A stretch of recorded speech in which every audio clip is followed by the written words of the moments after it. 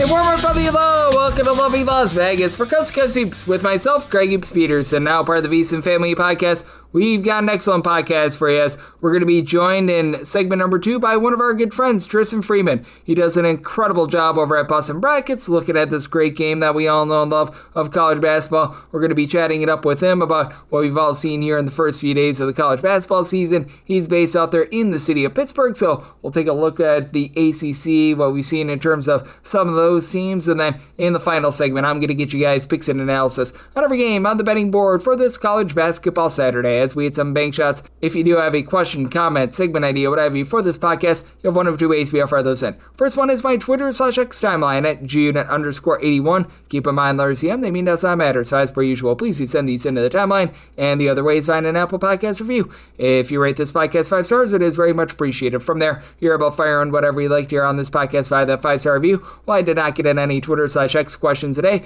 Everything is powered by Better. That is BETR on Better. They're making it easier to get in the game than ever before with daily fantasy. If you go to betr.app, you get $10 just by typing in the promo code of VSINPOD, VSINPOD. There's no deposits required or anything like that. Just type in VSINPOD and you're all good to go, and we're all good to go to take a look at some college basketball. How about if we recap everything that we saw in this great sport on Friday, try to find some trends, and try to get to know these teams a little bit better. Games from yesterday is Greg buzzing about. Here is the rowdy recap. Fair amount of sizable favorites were unable to cover the number on Friday, with Oakland giving Purdue a pretty big test, 87-77. The Purdue Boilermakers do find a way to get the job done. For Purdue, the man that was able to step up was Braden Smith. Shock, surprise, surprise. 20 points, 9 assists, 7 rebounds. But for Purdue, even though they added Oscar Clough, the top rebounder in all of college basketball last season, they do lose the battle on glass, 39-37. As for Oakland, they had a nice performance out of Zaire Wells, 21 points, 12 rebounds. I guess you could say that he played Wells. And Nassim Bashour, hopefully I said that correct, 3 of 8 from 3-point range. So Oakland did a nice job of holding in there, and that was a little bit of a test for the Purdue Boilermakers.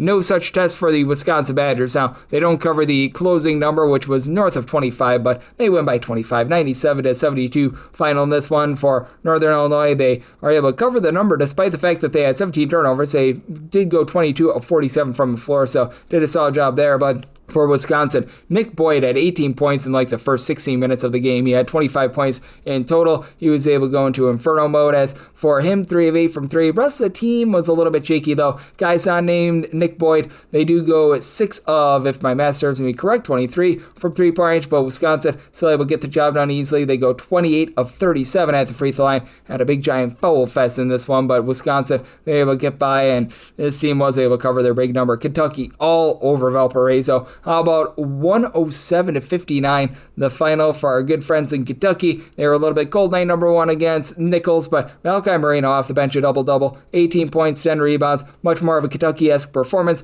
They go 11 of 28 from 3, and Colin Chandler, a nice performance, 4 of 8 from 3-point range, and Ortega Owe, 5 boards, 3 assists, 15 points, and for Valparaiso, just not a lot to them for them, 8 of 34 from 3-point range. You saw UConn absolutely blitz UMass Lowell. They got up in this game by at one point 44-3, 110-47. A nice hearty 63-point win in this one for UConn. You really didn't have to sweat this one if you laid the number with UConn. As for UMass Lowell, they went 10 of 47 from the floor and they had 21 turnovers.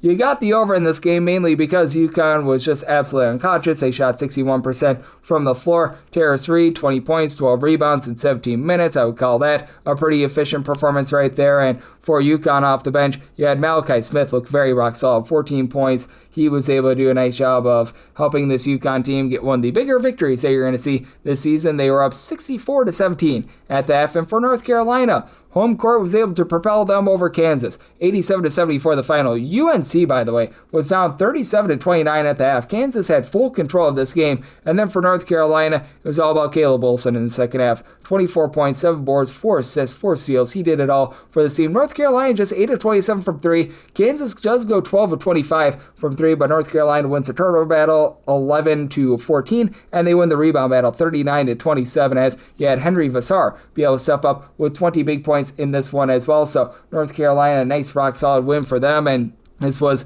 a rock-solid cover if you took it, as you had NC Central be able to get the cover against Virginia. As for Virginia, they looked relatively good in this game. They got up, I believe it was 33-10 at one point, but for NC Central, they lose this game 81-62. Looks like Virginia's going to be a rock-solid defense this season, as NC Central, they go 19 of 60 from the floor, but 6 of 14 from three-point range. So they went 13 out of 44 on their two-point shots, and for Virginia, 14 of 36 from three-point range. So they shot it well from the outside. They won the rebound battle. Virginia did 48-31, and Janyan Gulo, hopefully I said that correct, he was able to supply the team with 11 rebounds, and Thaddeus De Ritter, he was able to supply 20 points. So the international man of mystery stepping up big time there. And out there in the ACC, a lot of bludgeonings. NC State a win and cover over UAB, 94-70, the final in this one. And for NC State, Darian Williams, 14 points. But how about Paul Aaron McNair Jr. and Kadir Copeland, both being able to supply 18 points apiece for NC State? Just sent 30 from three, but the defense really stepped up. 4 of 25 is what UAB shot from three-point range. And then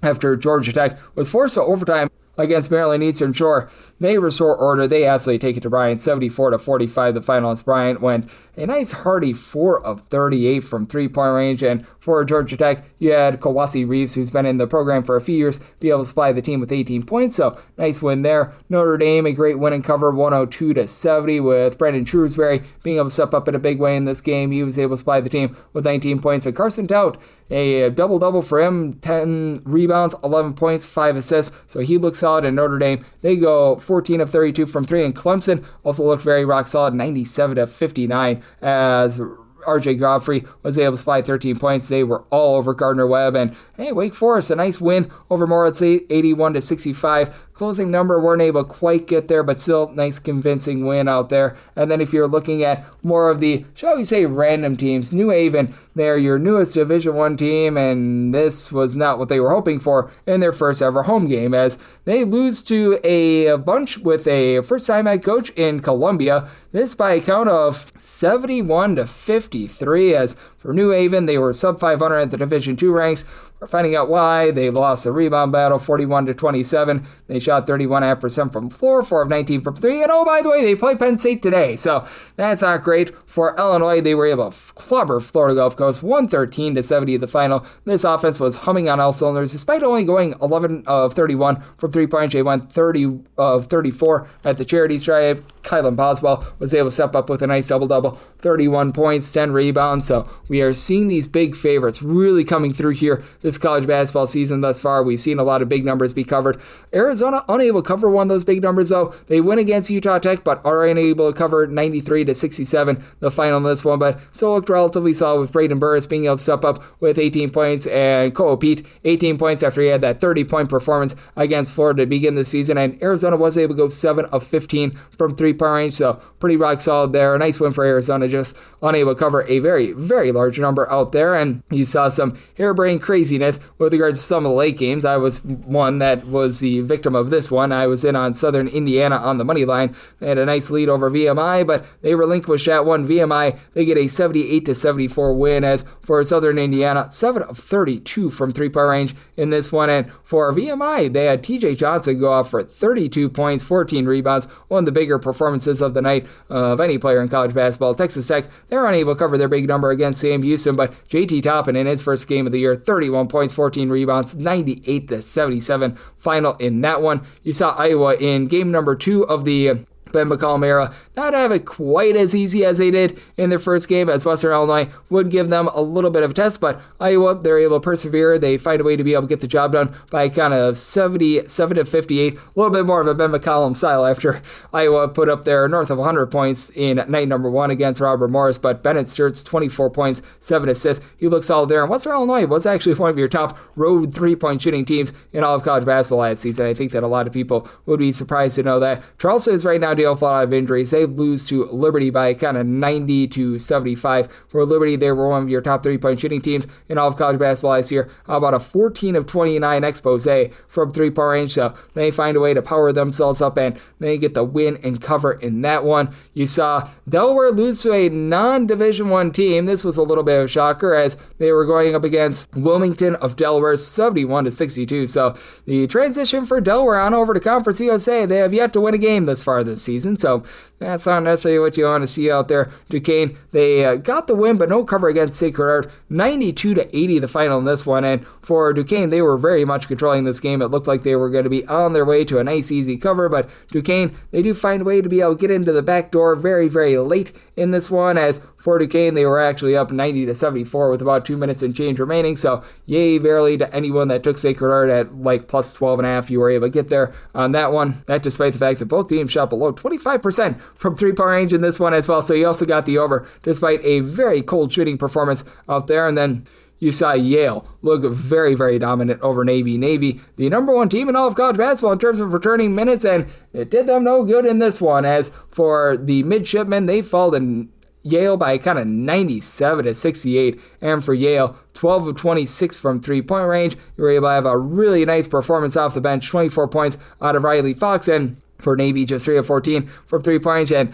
19 turnovers. Yale was able to do a very good job in terms of turning them over, so a very solid win to begin the season. And how about Southeast Missouri State? Rough night number 1 performance against St. Louis. They bounced back in a big way against Missouri. Missouri gets the job done, but this was close. Southeast Missouri State actually won the first half, 51-46, 89-84 the final. I'm not necessarily feeling great about this Missouri team right now, and for Missouri, they were able to be bailed out by the fact that they shot 40% from 3-point range. You had a big performance out of Mark Mitchell, who supplied the team with 29 points, but not quite the same Missouri backcourt that we've seen in the past. And for Southeast Missouri State, they did a solid job winning the rebound battle by a kind of 33-30. So Southeast Missouri State, one of your better performances of the night out there, even though they don't get the win. Mississippi Valley State continues to be Mississippi Valley State. Murray State all over them, 108-60. It appears as though Mississippi Valley State looking to play a little bit more up-tempo, but that was a pretty deplorable performance from them. Not very surprising. And how about Utah State? They get the win over VCU 80-77. Very unique game here as you've got pretty much the Ryan Odom showdown game, as that was the last 2 places that he had coached prior to going to Virginia. But for Utah State, they got the win thanks to MJ Collins, who joined the team in the offseason after being at Vanderbilt last season. 22 points in this one for Utah State. 6 of 13 from 3. VCU was 11 of 30 from 3. And for VCU, 16 out of 28 at the free throw line. They've got nobody to blame but themselves for this loss, and also VCU. 19 turnovers, Utah State 18, so you had a lot of possessions in that game, so you were just barely able to get the under thanks to all those turnovers. And how about DePaul getting a little bit of a test from Stone Hill? 72-64 the final. CJ Gunn stepped up in a big way, 28 points, 6 rebounds, and 3 steals, but we saw DePaul go through their non-conference portion like a hot knife through butter. Not so much here, and then you had some late upsets as well. Idaho State as a 7-point underdog. They knock off San Diego by a kind of 71-68, and Youngstown State as a double-figure underdog over the Antelopes of Grand Canyon, 90-81. It has not been a good season for the Mountain West thus far, and we'll talk a little bit about that with our good friend Tristan Freeman, and certainly the Boise State loss and the UNLV losses come to mind. But for Grand Canyon, they do win their rebound battle 39-28, but Grand Canyon just 2 of 13 from 3. Youngstown State was cooking, 12 of 27 from 3-point range, and they had 3 players, Drew King, Emmanuel Zugville, along with Tay Blackshear, all coming off the bench for double figures. So Youngstown State, they're able to provide a nice spark. They find a way to be able to get the job done. Recording this right around about midnight Eastern time. We still have a few late games. They're going down in Oregon. Was down at the half against Rice. Looks like they're going to be able to restore order about 54-49. 5 minutes remaining in that one, and we shall see what is going to be happening in the second half of St. Mary's versus Chattanooga. Right now, 12 minutes and change there, and St. Mary's in full control, 63-47 as Chattanooga actually going to be playing UNLV on Saturday. So they've got a nice quality back-to-back there. And if you're looking trend-wise at what we're getting in college basketball right now, it's the favorites and the overs that have really taken hold. The over rate is 51.2%, so it's starting to fall once again. 108 overs to 103 unders. The bookmakers are really setting some higher totals. But how about the favorites? Continue to cover at a 52.5% clip 103 against the spread. You did have the underdogs over the last few days do a better job, and as I am recording this with regards to what we all saw on Friday, this is with a few games pending, you did see the underdogs be able to rise up, go 26-19-1 against the spread in the first 46 list of games on the betting board with those unders on Friday. Again, few games pending, 24 unders to 22 over. So that's where we're seeing college basketball right now, and that's where we're all getting trend-wise. Coming next, how about if we do chat about the first few days that we've seen in college basketball with one of our good friends, Tristan Freeman, who does amazing work over at Boston Brackets. On the flip side, right here on Coast to Coast Hoops with myself, Greg Peterson, not a part of the Peterson Family Podcast.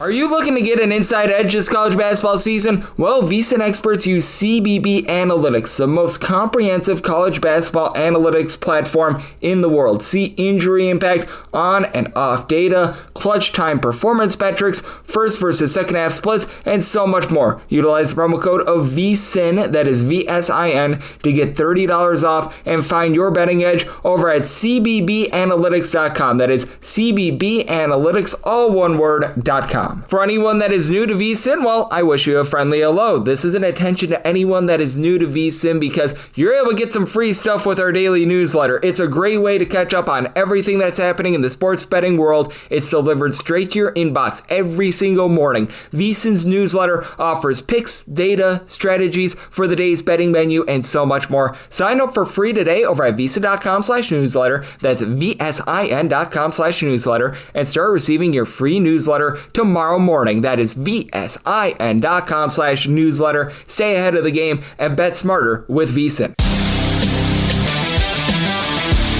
And we're back here in lovely Las Vegas for Coast to Coast Hoops with myself, Greg Peterson, now part of the VSiN Family Podcast, and it's always great to be joined by this man as we've got Tristan Freeman aboard. He does an incredible job over at Boston Brackets, taking a look at that great game that we all know and love of college basketball. Additionally, I know that he is very hard at work over at a few different places, a Field of 68 with their newsletter, Sleepers Media. This is a man that just does an incredible job taking a look at this amazing game of college basketball. You're able to follow him on the old Twitter/X at Hoopsnut351. And Tristan, it's always great to get you aboard. Thank you. Yeah, thank you for having me, Greg. Appreciate it. I appreciate you, Tristan. And Tristan, how do you take a look at these first few days of the season where we have seen a lot of these teams that have been the favorites just absolutely come out, have very big, giant performances, and we've had a few surprises along the way with a team out there in a strip mall in Hawaii being able to knock off Boise State? Yeah, with so many new rosters and with all the transfers, there's going to be a transition period for teams to gel. Obviously, some who are just naturally more talented and others are going to get off to a head start. And as we've seen with, not only some teams in the Mountain West, but also TCU and nearly Georgia Tech as well, where, it's going to take time. And then Alabama was the biggest storyline so far, nearly losing to Bethune Cookman. We're seeing what happens when you have a new head coach and a new roster try to gel as well, which means that we're going to see a lot of more closer games than expected in the first couple weeks of the year. Yep, no question about it. And I do think that it is so interesting to take a look at these new look teams because there have been some teams that have been able to hit the ground running, and there have been other teams that have been sputtering a little bit. And how much stock do you want to put into these results? Is it a big deal when you see a shocking result like Boise State not losing to Hawaii Pacific? Is it a medium deal when you see some of these results? Or is it something where you take it with a little bit more of a grain of salt this time of year?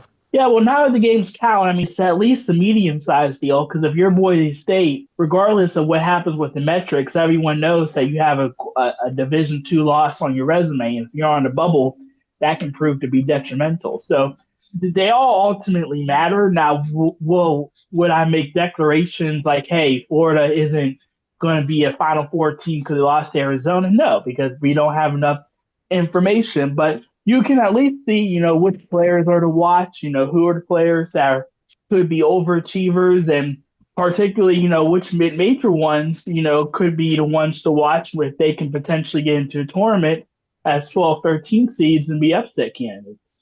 Yep, absolutely. And I do think that we've got ourselves just a lot of intrigue here, to say the least, as Tristan Freeman, who he does an incredible job over at Busting Brackets, is joining me on Coast to Coast Hoops. And maybe I'm going a little bit too far with this, but obviously we brought this up a few times. The Boise State loss to Hawaii Pacific, but it just feels like the Mountain West might be a little bit down this season. We saw UNLV lose to UT Martin, albeit it is a bunch that is very much banged up in UNLV. This is not the final product for them, but it feels like there's a little bit transition with regards to this conference, and I feel a little bit concerned that the Mountain West might be taking a step down from where they have been in past years. Yeah, I mean, this is the last year of the Mountain West as we know it before half the league, ventures off to the Pac-12. And yeah, I mean, Colorado State lost a star, an All-American type player last year. Nevada lost its top players, New Mexico as well. So there was going to be, some, kind of step back for the conference after losing so much talent. You just didn't expect there to be so many notable results with 5 teams already losing its games. San Diego State, especially once they're fully healthy, I think it's going to be a team that is probably a top 30 quality team in the nation. But who are the top 50 ones? Is it, newcomer Grand Canyon? Is it Utah State who want to know? Can Boise bounce back? I think the concern is that the middle won't be as strong. And if that's the case, then it could affect the whole league when it comes to ensuring that you're still a multi-big conference.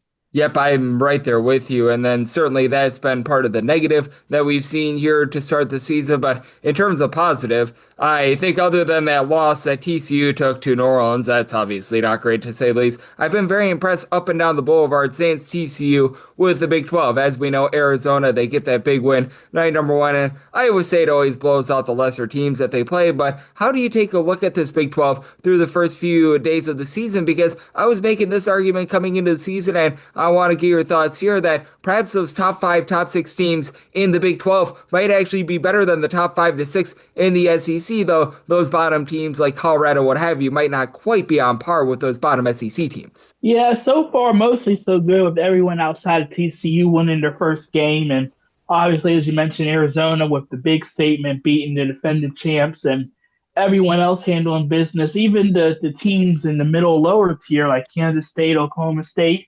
They may have had, tight contests early on, but they were all able to push ahead and get the wins. And like as we saw with the SEC last year, if you just handle your business collectively, you'll get to a point where you beat each other up in league play, and it's just nothing but quad 1 and 2 wins.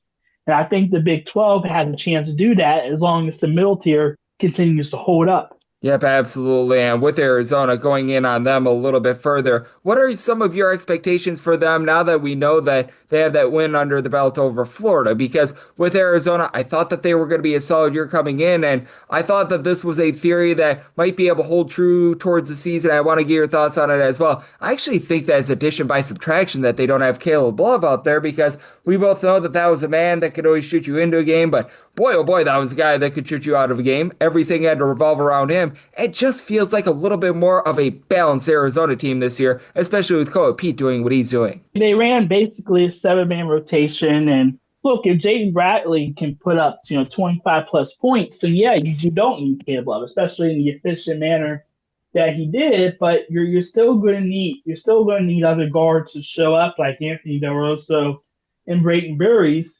But, the front court, led by Koa Pete, and with the return of, Montevis Krivas, they're going to be one of the deeper front courts in the country. And that didn't even include, Ivan, Karjanov, who played, over 30 minutes as a freshman, a surprise contributor. So they're big. They have plenty of size. They can defend. And, Jaden Bradley is ready to be that lead guard, and all Big 12 candidate. And yeah, they're going to be not only a Big 12 contender, but a team that could make a Final Four run. Yeah, and I do think that it's going to be really interesting to look at those top teams in the Big 12. We are doing this prior to knowing that final between Kansas and North Carolina. No doubt about it, that's going to be a big game. And this is going to be a big game as well, as we do have Tristan Freeman, who does great work over at Bustin' Brackets, joining me on Coast to Coast Hoops. We've got a lot of games that are involving ranked teams that are going to be going down on Saturday. And this is a team that was formerly in the Big 12, now in the SEC. Oklahoma is going to be getting a shot in Spokane against Gonzaga. I want to get your thoughts on this game. I'm seeing an initial opener, and we're doing this very late Thursday, early Friday, with Gonzaga being a 10.5 point favorite. And for Oklahoma, a little bit concerning what we saw in the first half against St. Francis of Pennsylvania, but turned it on in the second half. And I do think that for this Oklahoma team, if they're able to hold in there within single digits, that'll be a good sign, because I feel like Gonzaga is being a little bit slept upon. And I think that Gonzaga, personally, is one of those teams that could really surprise people and be one of those teams that maybe open up the season outside the top 15 and really makes a deep run in March. Yeah, now that you know that Ty Grant Foster is going to be playing this year, now they have even more depth in the front court, and they have a former conference player of the year who's capable of taking over his own right. And obviously, Graham Ike, Brayton Huff, one of the top front court duos in the nation. But they also got, Adam Miller, who's a sharpshooter from ASU. You got Jalen Wardley, sat out a year, but had a pretty good debut in his own right. And obviously, Steele Ventures is back from, missing the past 2 years of injury, but he's a former conference player of the year. Gonzaga does have plenty of depth, and they have plenty of size. They have plenty of talent. They can defend. We'll see how the point guard play works with Braden Smith and Mario St. Superi, but for the most part, this is a Gonzaga team that's flying under the radar to begin the year, but I wouldn't be surprised if after a couple of weeks and some big wins, they start to get top 10 talk.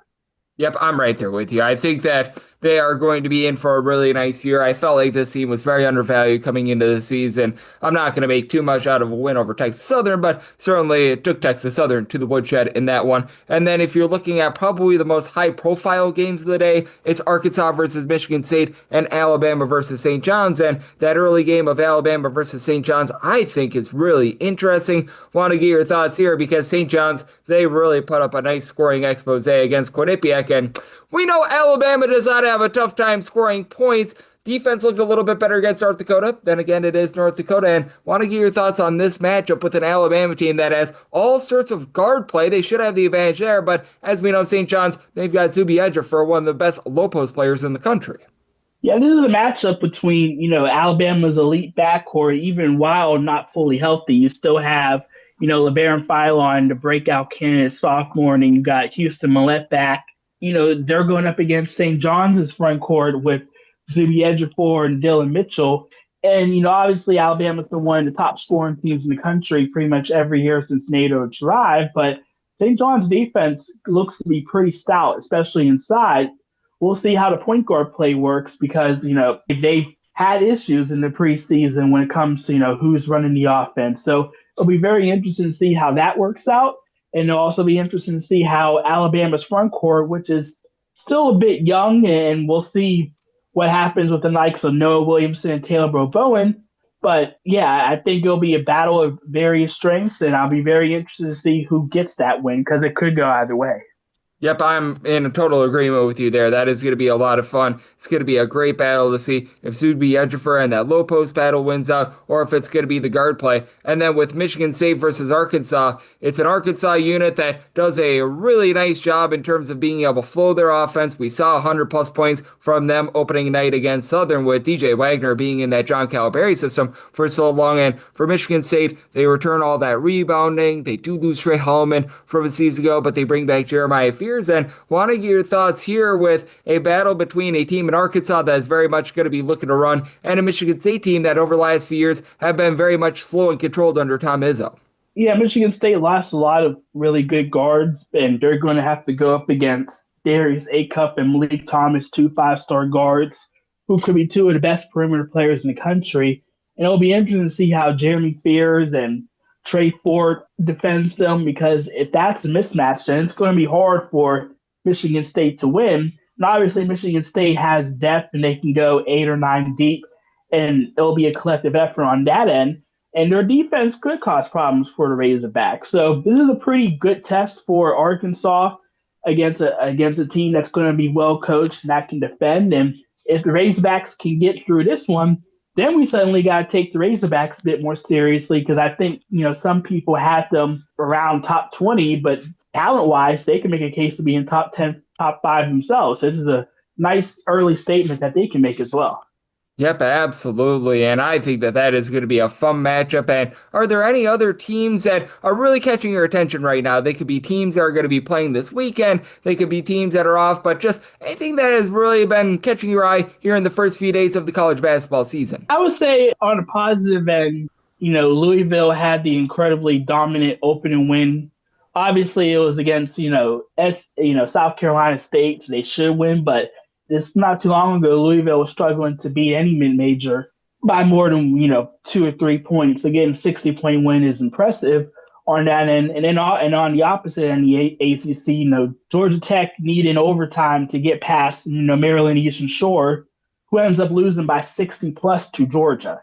And I believe those two teams will play at some point in the non-con. And, yeah, Bay Ndongo wasn't available, but the guard play for the Yellow Jackets look rough. And if that doesn't get figured out soon, then they could end up as one of the bottom teams in the league. Yeah, with Georgia Tech, it's been relatively rough for them. And just because you are a man that covers Pittsburgh athletics, how have you taken a look at the first few days of the ACC? Because I fear that in the ACC, we might be falling back into that same vector where we have been in past years, where the top teams look really good. Louisville was absolutely able to blow out South Carolina State. Duke, I know that it took them half to get going, but nice win over Texas. North Carolina, we don't know what happened against Kansas, but rock solid against Central Arkansas. But your boys over at Pittsburgh, it was a little bit touch and go for them against Youngstown State. Boston College loses that game against Florida Atlantic, and you just mentioned it, Georgia Tech having to go to overtime against Maryland Eastern Shore, a game that ended 56-52 in overtime. That was not necessarily the world's greatest look for them either. Yeah, it's still early, but for the most part, the ACC handled their business. They didn't have anyone that pulled a TCU with an embarrassing loss, so that's one thing to go. Not a lot of these teams are going to be built to win style points outside of a Duke and Louisville, so there might not be a ton of blowouts, but as long as the teams just handle business, and then starting this weekend, because a few of them have some solid matchups as well, such as, North Carolina got Kansas and Virginia Tech got Providence. As long as those teams can pull out those wins, then I think the ACC is going to start to get a little bit more respect going forward. Yep, and I do think that it's going to be really interesting to see if those bottom teams for the ACC are able to help out those top teams to be able to get a few more bids into the NCAA tournament. And Tristan, I know that you're doing an amazing job taking a look at this great game of college basketball. You're dialed in on so many different platforms, doing a wide variety of things. So love to get people to know what's on tap for you and how people can follow along on social media and other platforms. Yeah, you can follow me at Hoopsman351 on Twitter /X, and then also follow at Bustin' Brackets for all the coverage of now the regular season of college basketball. And Tristan, he is doing a tremendous job taking a look at this amazing game of college basketball. Every single time he joins me, he lends incredible insights. He did so once again today. So big thanks to Tristan for joining me on Coast to Coast Hoops, part of the VSiN Family Podcast. And coming up next, it is that time of the podcast. I give you picks and analysis on every game on the betting board for this college basketball Saturday as we hit some big shots.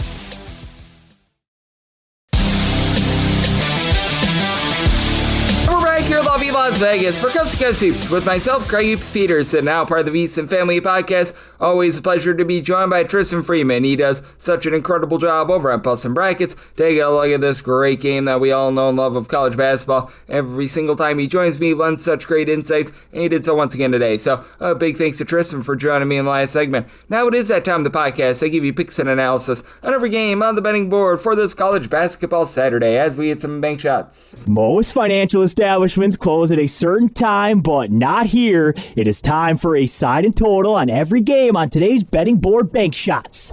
Do note that as per usual, any changes that are made to these plays will be listed up on my Twitter /X feed at @GUnit_E1, and we are going to go in Las Vegas rotation order. This is where we go with the games in bigger conferences first, and then the smaller conference games. These involve the MEAC, the SWAC, the Big South, the America East, the Atlantic Sun, the Southland, the Northeast Conference, the Patriot League. I think I got them all. Those are going to be the games listed at the bottom. How about if we do get things started with a big one, 601, 602 on the card. Alabama is on the road against St. John's. St. John's a 5.5 to a 6.5 point favorite. Total open up at a 167.5. This is all the way up to a 171.5. And I set my total at 169.5. Now, I did dive in on that 167.5 over right away, but that said, now that we're getting north of a 170, this has gotten to a little bit of a point point of no return. Now, Alabama actually looked a little bit better on defense against North Dakota in their season opening game. I'm not going to place too much into that. And then St. John's obviously was able to put up a big number against Quinnipiac, but I do think that with this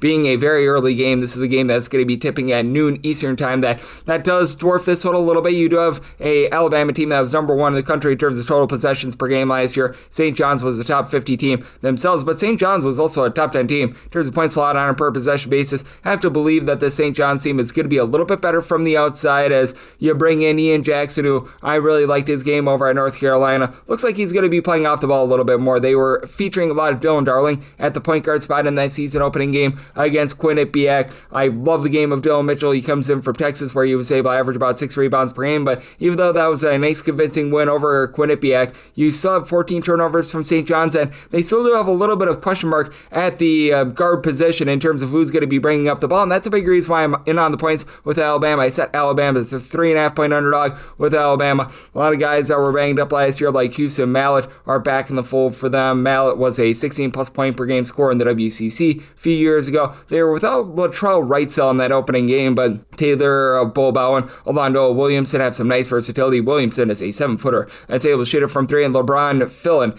getting him back is absolutely massive for this team. He was able to average right around about 9 to 10 points per game last season. Amari Allen looks like he's going to be good as well, and then having Phelan being able to give out as many assists as he's able to. He had 8 assists in that season opening game against North Dakota. I think that keeps Alabama lively in this game. In the end, I do think that Zuby Ejiofor is going to be able to take over this game, but I think that the number's a little bit too lofty. So my line at 3.5, won't take those points with Alabama, and here at north of 170, I'm going to be in on the under. 603, 604 on the betting board. Princeton is on the road against Akron. The Zips find themselves as 11.5 to 12-point favorites. Totals between 154.5 to a 155, and I set Princeton as a 6.5 point underdog. I'm going to be willing to take the points. Now for Princeton, having to replace much of that backcourt from a season ago is going to be rough, as Xavion Lee was a heart and soul piece of that team from a season ago, but you do return a lot of the ancillary pieces from a Princeton team that was really good on the defensive glass, a top 25 team in terms of defensive rebound percentage, so they weren't letting their opponents get second and third chances. Dalen Davis is really the main scorer from a season ago that's back. He was averaging about 9 points per contest. You're going to need someone like a CJ Happy to be able to step up after he last season as a freshman was a part-time starter, 5 points, mid-30s, 3-point shooter at 6'9", so you've got some good versatility there, and I do think that Malik Abdullahi is going to be able to step up big time. He's a 6'7" guy that was a pretty highly touted freshman coming out of the state of Florida. He should be seeing some minutes, and I think that helps out against an Akron team that they're in quite a bit of transition with their backcourt. They had a rough first half in their season opening game against James Madison. They turned it on in the second half, but for Akron, I don't think that they're going to be quite as up-tempo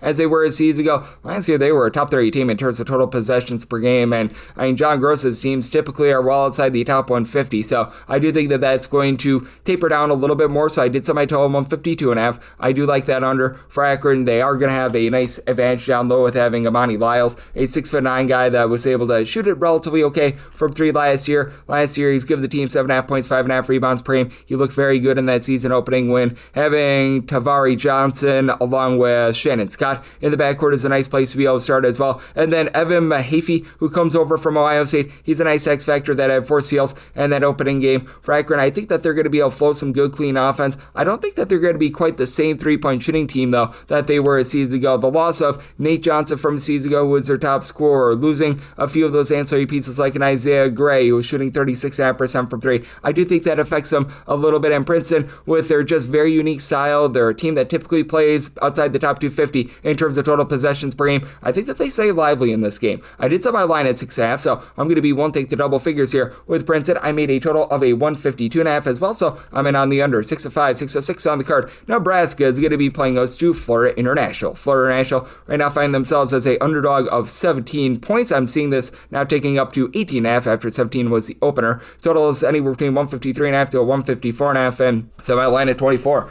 I'm going to be one to lay it. Now, Florida International, they do bring in Zwade Jackson, who was a really good performer at the Division II level over at West Georgia a few seasons ago. Last year when he was over at New Mexico State, was a nice 11 to 12 point per game scorer, mid-30s 3-point shooter, and for Florida International, typically they have one guy that is sort of a do-it-all guy, and he could be in line to be that guy at 19 points, night number 1 in their game against a non-D1 team, but this is a Florida International team that the lifeblood of this team is generating turnovers, and they lose pretty much their top 5 scorers from a season ago. Ashton Williamson is their top holdover. He was averaging about 7 points, a steal and a half per contest from a season ago, so he has a little bit of the identity of this defense. But now you're going to be looking at someone like Britt Harris, who comes over from USC Upstate, where he was averaging 11.5 points, shot 37.5% from three to help things out. And Florida National should be a better three-point shooting team than they were a season ago. They're outside the top 300 in terms of their three-point shooting percentage a year ago, and bringing in the Houston Christian transfer and Julian Mackey was averaging 15 points per contest, mid-33-point shooter. That helps, but you've got a Nebraska team that brings back Rink Bass, who was their top rebounder 2 seasons ago. Last year was just out of the fold due to injury. Getting him back, I think that is just very massive for this team in general. And additionally, you've got Connor Essegian back, which sometimes you don't know if you're going to get good Connor Essegian or if you're going to get bad Connor Essegian, but he is certainly a gentleman that is able to do a nice job in terms of being able to give you some scoring. He's a high 30s three-point shooter, so that helps out a little bit. Sam Hoiberg, he looked very good night number 1 for a bunch of Nebraska that they had a little bit of a tough time in that first half against West Georgia. They turned it on, winning that second half by a count of 56-28, and there's reason to believe that this team is going to be very good on the glass, with Berkey B. Teasel teaming up with Rink Bass as well. Mass,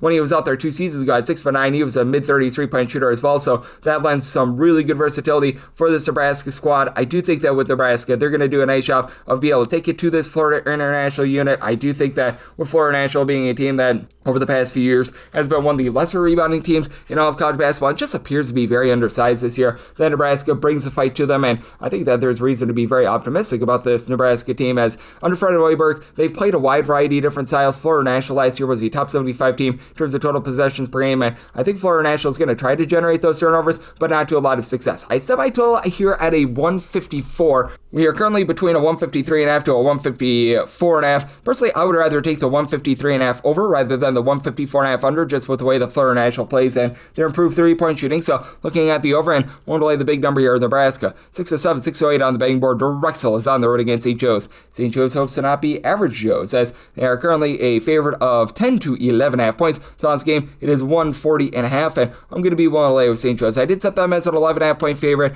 This was an opener of 11.5. Right now, I'm seeing this ticking down to 10, and for St. Joe's, I recognize that they had the coaching change in the offseason, but I actually think that Steve Donahue, in terms of an X's and O's perspective, is actually a little bit of an upgrade for this team, so I think that that actually bodes quite well for them, and they didn't lose anyone in the transfer portal with that move as well. They've got Jaden Glover along with Derek Simpson, who should be able to do a nice job in the backcourt. Simpson began his career over at Rutgers. He's not necessarily an amazing three-point shooter, but he's solid enough, and then Jaden Glover comes over after he was a top 100 recruit, just couldn't get out there on the floor over at St. John's. 23 points in that season opening win, looked very versatile, and then you've got one of the more underrated shot blockers in all of college basketball, and Justice Ajabor began his career over at Harvard. Last season, he was given this team right around about 2.5 blocks per contest.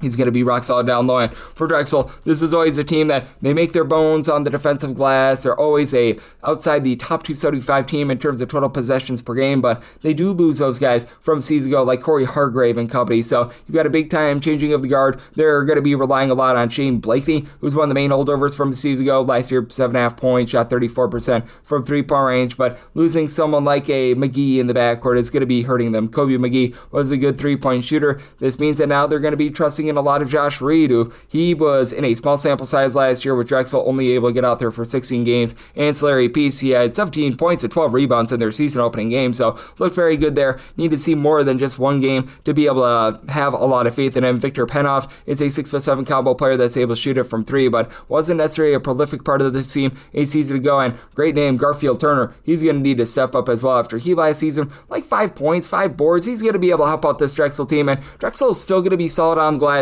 You lose so much of that guard play from a season ago, and you've got guys in bigger roles. I think that's really going to be hurting them against the St. Joe's team that they maintain much of their guard play from a season ago. I think that St. Joe's is going to be able to exploit that, shall we say, lack of perimeter defense that you're probably going to be getting with Drexel this year. I still think that Drexel is stout down low, but I think that St. Joe's finds a way to be able to knife through that and get the job done. I did somebody told you here at a 141.5, so you're at the 140.5. I like the over, and I'm willing to lay up to 11 with St. Joe's. 609, 610 on the card. It is George Washington, and they're playing against South Florida. This comes from Mohegan Sun Arena out there in Connecticut. We are seeing a wide variety of numbers. DraftKings right now is George Washington as a 2.5 point favorite. Other books have South Florida as a 2.5 to a 3 point favorite, and your total is between 156 to a 156.5. I think DraftKings might have just flipped the line, but I did set George Washington as the 3 point favorite. I'm willing to take George Washington on the money line. I do believe that they should be the favorite here. With George Washington, Garrett Johnson was not on the floor for them night number 1. He was missing all last year due to injury. injury, and I wouldn't expect him to play in this game, but even with him currently being out of the fold, you still have a lot of guys that are going to be able to do a rock-solid job down low for this team. You bring back your top rebounder, who was giving you in the neighborhood about 8.5 to 9 rebounds per game 8 seasons ago, and Rafael Castro, and then additionally, they did a nice job in terms of being able to scour the transfer portal, bring in some of these mix and match guys to be able to help out the backcourt, because you still have Trey Autry, who was able to give you 9 points per contest. He's a relatively solid three-point shooter, but being able to pair that up with someone that should be able to be a really nice dominator in Tyrell Marshall, who's over at Western Kentucky and has the ability to be able to step out and shoot a few threes. That's big. Boo Boo Benjamin, he was the top scorer over at Tarleton State with 14 points, shot 38% from three. George Washington doesn't necessarily have that one go-to guy, but it just feels like they're having two of everything. Gene Amarusian is a guy that comes on over after he was at Iona and Hofstra. He's a rock-solid scorer. And for South Florida, they bring in Brian Hodgson, who is a very good coach over at Arkansas State. Arkansas State last year was a team that ranked 35th in the country in terms of points allowed on a per-possession basis, so they were a relatively rock-solid defense with that regard. But I do have a few question marks with the South Florida team in terms of the overall offense. They were outside the top 250 in terms of their three-point shooting percentage last season. Now, bringing in Josh Omajafo, who was over at Robert Morris last season, where he was averaging 11.5 points, shot 38% from three-point range. That should be a nice, a little bit of an elixir there. And then down low, you have Isaiah Nelson, who comes on over with Hodgson from Arkansas State. He was averaging last year like 9 boards, block and half per contest. That's going to be able to help him out as well. But I think that George Washington is going to be able to hold their own on the glass. It feels like this is a South Florida team that's really trying to find their own in terms of their guard play. You bring in someone like Xavier Brown, who was a nice starter over at James Madison last year with 10.5 points per contest, but they were just sort of mixing and matching night number one. And I feel like George Washington knows their rotations a little bit more. I do think that George Washington, with this being out there in the great state of Connecticut, a little bit closer to their home crowd, I think that they find a way to get the job done in a game that I think is a little bit lower scoring. Semi-total 151. I like the under, and I like George Washington as an underdog. I'll right on the money line. 6-11, 6-12 on the betting board. Western Carolina is on the road against Duke. Duke is a massive 34.5 to a 35.5 point favorite. So on this game, it is 152.5. I said Duke is a 34.5 point favorite. 35 becomes my buy point here. Apparently, this opened up at 30. I was not able to see that opener, but that said, with this Duke team, they should be able to go out there with the Booster Brothers, and they should take it to Western Carolina. Now, I will say with Western Carolina, I actually think that they're a little bit of an improved team from a season ago. Last year, they just were unable to take care of the ball out there in the SoCon. They were one of the worst teams in all of college basketball in terms of turnovers on a per-possession basis, so had left a whole heck of a lot of something to be desired, but they were able to bring back someone like Accord Stansberry, who last year gave the team 11 points per contest. They lose Ice Emery, who's one of their main point guards, but I mean, that's not a bad thing because they were unable to dole out good, clean offense, and bringing in Tijani Dumasi, who was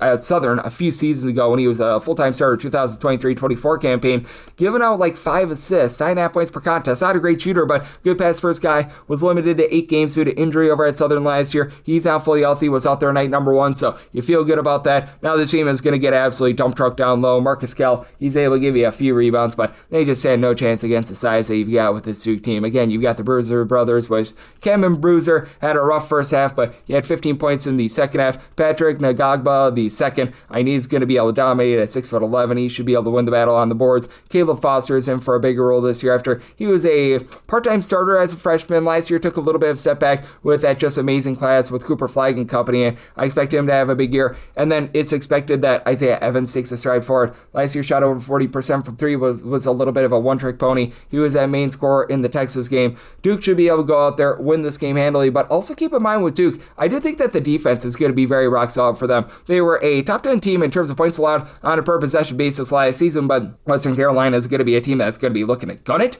with Western Carolina last year. Top 40 team in terms of total possessions per game. So set a total of 152.5. This opened up right around about a 151.5. I'm seeing between 152, 152.5. 152 is my max buy point on the over, but we'll take that over to go along with 35 plus with Western Carolina. 613, 614 on the card. Toledo is playing against Marshall. Marshall is a underdog of 1 to 1.5 points. So on this game between 159.5 to a 160, and with Marshall, I did set them as a bit of a larger underdog. I did set Toledo as a 5-point favorite. I'm going to be willing to lay the point to a 1.5 with Toledo. Certainly recognize that losing Javon Simmons from a season ago does hurt this team a little bit, but for Marshall, they're in all sorts of transition with regards to backcourt. Now, the good news for Marshall is that they're going to be able to win the battle down low, because with Marshall, they bring in a 7'4" big man that was averaging darn near 2.5 to 3 blocks per contest a season ago, and Matthew Von Coleman over at Elon. So that helps him out, but you do have to have some question marks as to how the backcourt is really going to be shaping up, as Caleb Hollenbeck, he was a really good non-Division I player who steps in. He had 12 points at number 1 for this team, so that was relatively encouraging. And then you've got Wilson Dubinsky, who comes over after he had Hampton last year, 8 points per game. He was shooting 44.5% from three-point range, so he's a very nice three-point shooter, but he's not necessarily a primary ball handler, which means that Jalen Spear, who last year had a really nice run in conference play, non-conference play, he was a little bit rough. He's probably going to be seeing the ball in his hands quite a bit more. Came on over from Florida A&M a few seasons ago. Last year, about 2.5 assists per contest, but he is someone that is known to have some turnovers. At Florida A&M one year, he had over 4 turnovers per game, so that's a little bit of an issue. Now, the good news is they face off against a Toledo team that year in and year out is outside the top 275 in terms of points allowed on a per possession basis. And for Toledo, the three-point shooting for them the last few seasons has been down. I think that they did a nice job in terms of being able to revamp that, bringing in Kyler Vanderjagt, who last year over at Central Michigan was shooting 38% from 3 as a 6'4", little bit of a gadget guy, I think is going to be big. And Sonny Wilson returns from a season ago. He got better and better as the season went along last year, averaging in that neighborhood about 15 points per contest, shot 36% from three-point range, but you do have a lot of mix and match pieces from there. Sean Craig, he comes in a little bit late in the process from IU Indy, where he was averaging 12 points, mid-33 point shooter at 6'7", so it looks like Toledo's back to the roots, getting some good three-point shooting, having good versatility, and really not having a lot down low. Craig is probably going to be your main rebounder, and for Marshall, they're going to be able to control things down low, but again, a lot of transition with regards to that Marshall backcourt. I think that that's going to allow for some open looks for Toledo, and I do think that Toledo is going to need to slow things down just a scotch with the way that this roster is built, but that said, I think that Toledo is still going to be a pretty high-flying offense. I did something I told here at 157. Marshall, I think, is going to look to slow things down, especially with having Von Coleman come in as a 7'4" big man, so like this under, and with Toledo, set them as a 5-point favorite, willing to lay the small number. 6:15, 6:16 on the card. It is Wofford, and they play the UW Milwaukee. UW Milwaukee, a 1.5 point road favorite. 150.5 to 151 is the total. I said Milwaukee is a 5-point favorite. I'm going to be willing to lay it. For this Wofford team, they lose so much of what was able to get them to the NCAA tournament last year, including their coach in the offseason as well. Just a very strange situation in the month of September with Kevin Giltner, who used to play over at Wofford, but was an assistant over at Virginia Tech. He takes over for Dwight Perry after there was like some campus meal plan scandal or something like that. And I mean, this team did maintain a lot of their guys that were in the fold to begin with. Niles Malchowski, he comes on over from Central Florida. He's expected to be one of the top guys after he didn't see a ton of time over at Central Florida last year. If I'm not mistaken, he saw some minutes out there in the Crown tournament and looked pretty solid there, but you don't have a lot of size with this team either. You do have 6'10" Colin Richard. He comes on over from East Carolina, but he's a very unproven guy, and he's pretty much the only guy on the roster that's above 6'7" that's expected to see a lot of minutes this season. Caden Vasco, he was a solid 3-point shooter over at Central Michigan last year, shot 39% from 3, 7.5 points, 5 rebounds per game. He's back as well, but this team lost darn near everything from a season going. For UW Milwaukee, yes, you do lose someone like a JaMychal Stillwell. You do lose your main facilitator from a season ago as well, but with UW Milwaukee, they bring in Seth Hubbard, who he was a very nice do-it-all sort of player over at Toledo last year, 8.5 points, was able to throw in there about an assist and a half, not necessarily a great 3-point shooter. And then if you go back to his time at Western Michigan, when he was at Western Michigan, he was more of a 35.5% 3-point shooter and a double-figure scorer. I think that he's going to be able to make some nice impacts for this team right away. And then additionally, I do think that you're going to be able to get some relatively good production out of the big men for this team. As Faison Fields at 6'10", he has been with the program for quite a while. Under the radar, you're probably going to be looking at the gentleman that began his career over at SMU and Daniil Janovic to be able to pull in there some boards. In night number 1, he had 10 rebounds, so you'd like to be able to see that. It's a little bit mysterious as to what you're going to be able to get in terms of main facilitation. Isaac Dorcius, who's a little bit of a non-D1 transfer, he's probably going to be doling out the ball quite a bit, but I think that there's quite a bit of upside with Aaron Franklin. Didn't see a lot of minutes night number 1, but he's been in the program for the last few seasons, was a pretty highly touted junior college transfer a few seasons ago, and 2 years ago did shoot 42% from 3-point range. I do think that with UW Milwaukee, they take it to a Wofford team that's just completely out of sorts. They're probably learning a little bit of a new style under Giltner as well, so you've got got a lot of transition with them, and a guy in Bart Lundy that knows what the heck he's doing as a coach. So this is a circumstance where I'm going to be trusting in UW Milwaukee. I did set them as a 5-point favorite, so circumstance where I'm going to be willing to lay the very small number and in on that total under as well. 6-17, 6-18 on the card. Texas State, they are on the road against Tulane. Tulane is a favorite of 10.5 points. So on this game, 146.5 to a 147. I set Tulane as a 7.5 point favorite. I'm going to be willing to take the points with Texas State. Texas State does lose some of their top scorers from a season ago, but I do like the fact that they've got Mark Drone back. Drone was limited to fewer than 10 games last season. He was sort of in and out, and this is someone that I do think has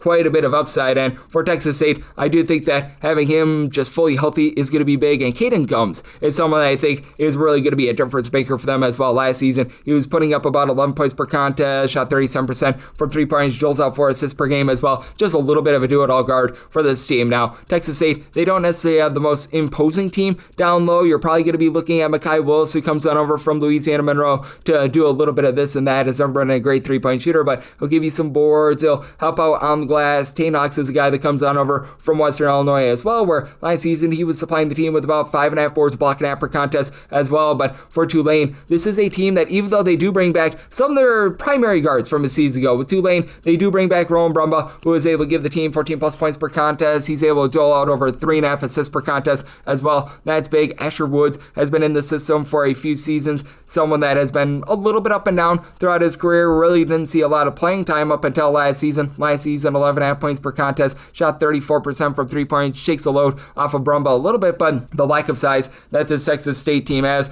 it's not really going to be exposed too much. The lone big man that Tulane has is Davion Bradford, and Bradford in his first appearance with the team, he only saw 3 minutes. So this is a Tulane team that's going to be looking to go smaller. They're probably going to be looking to run and gun with a small ball style, especially with bringing in a guy in Scotty Middleton, who he was pretty solid over at Ohio State and Seton Hall. At Seton Hall last year, 5.5 points, was able to throw in there a few boards, shot 38.5% from 3 points. And it is very clear that Tulane is going to be looking to bomb it from 3. Texas State was a top 100 team in terms of 3-point shooting percentage as well, but Texas State, at their core, they always want to be outside the top 250 in terms of total possessions per game. I do think that the shooting is just efficient enough to be able to get you the over. I did set my total 147.5, so at the 146.5, I like the over, but I do think that Texas State's lack of size not going to be exposed here. That allows them to cover, and I'm going to be willing to take those points. 619, 620 on the board. It is Towson, and they're on the road against Houston. Houston is a 26.5 point favorite, and the total on this game, it is 132.5. I'm in on the under. I set my total at a 127.5. With Towson and Houston, these are two of the traditionally more slow and defense-oriented teams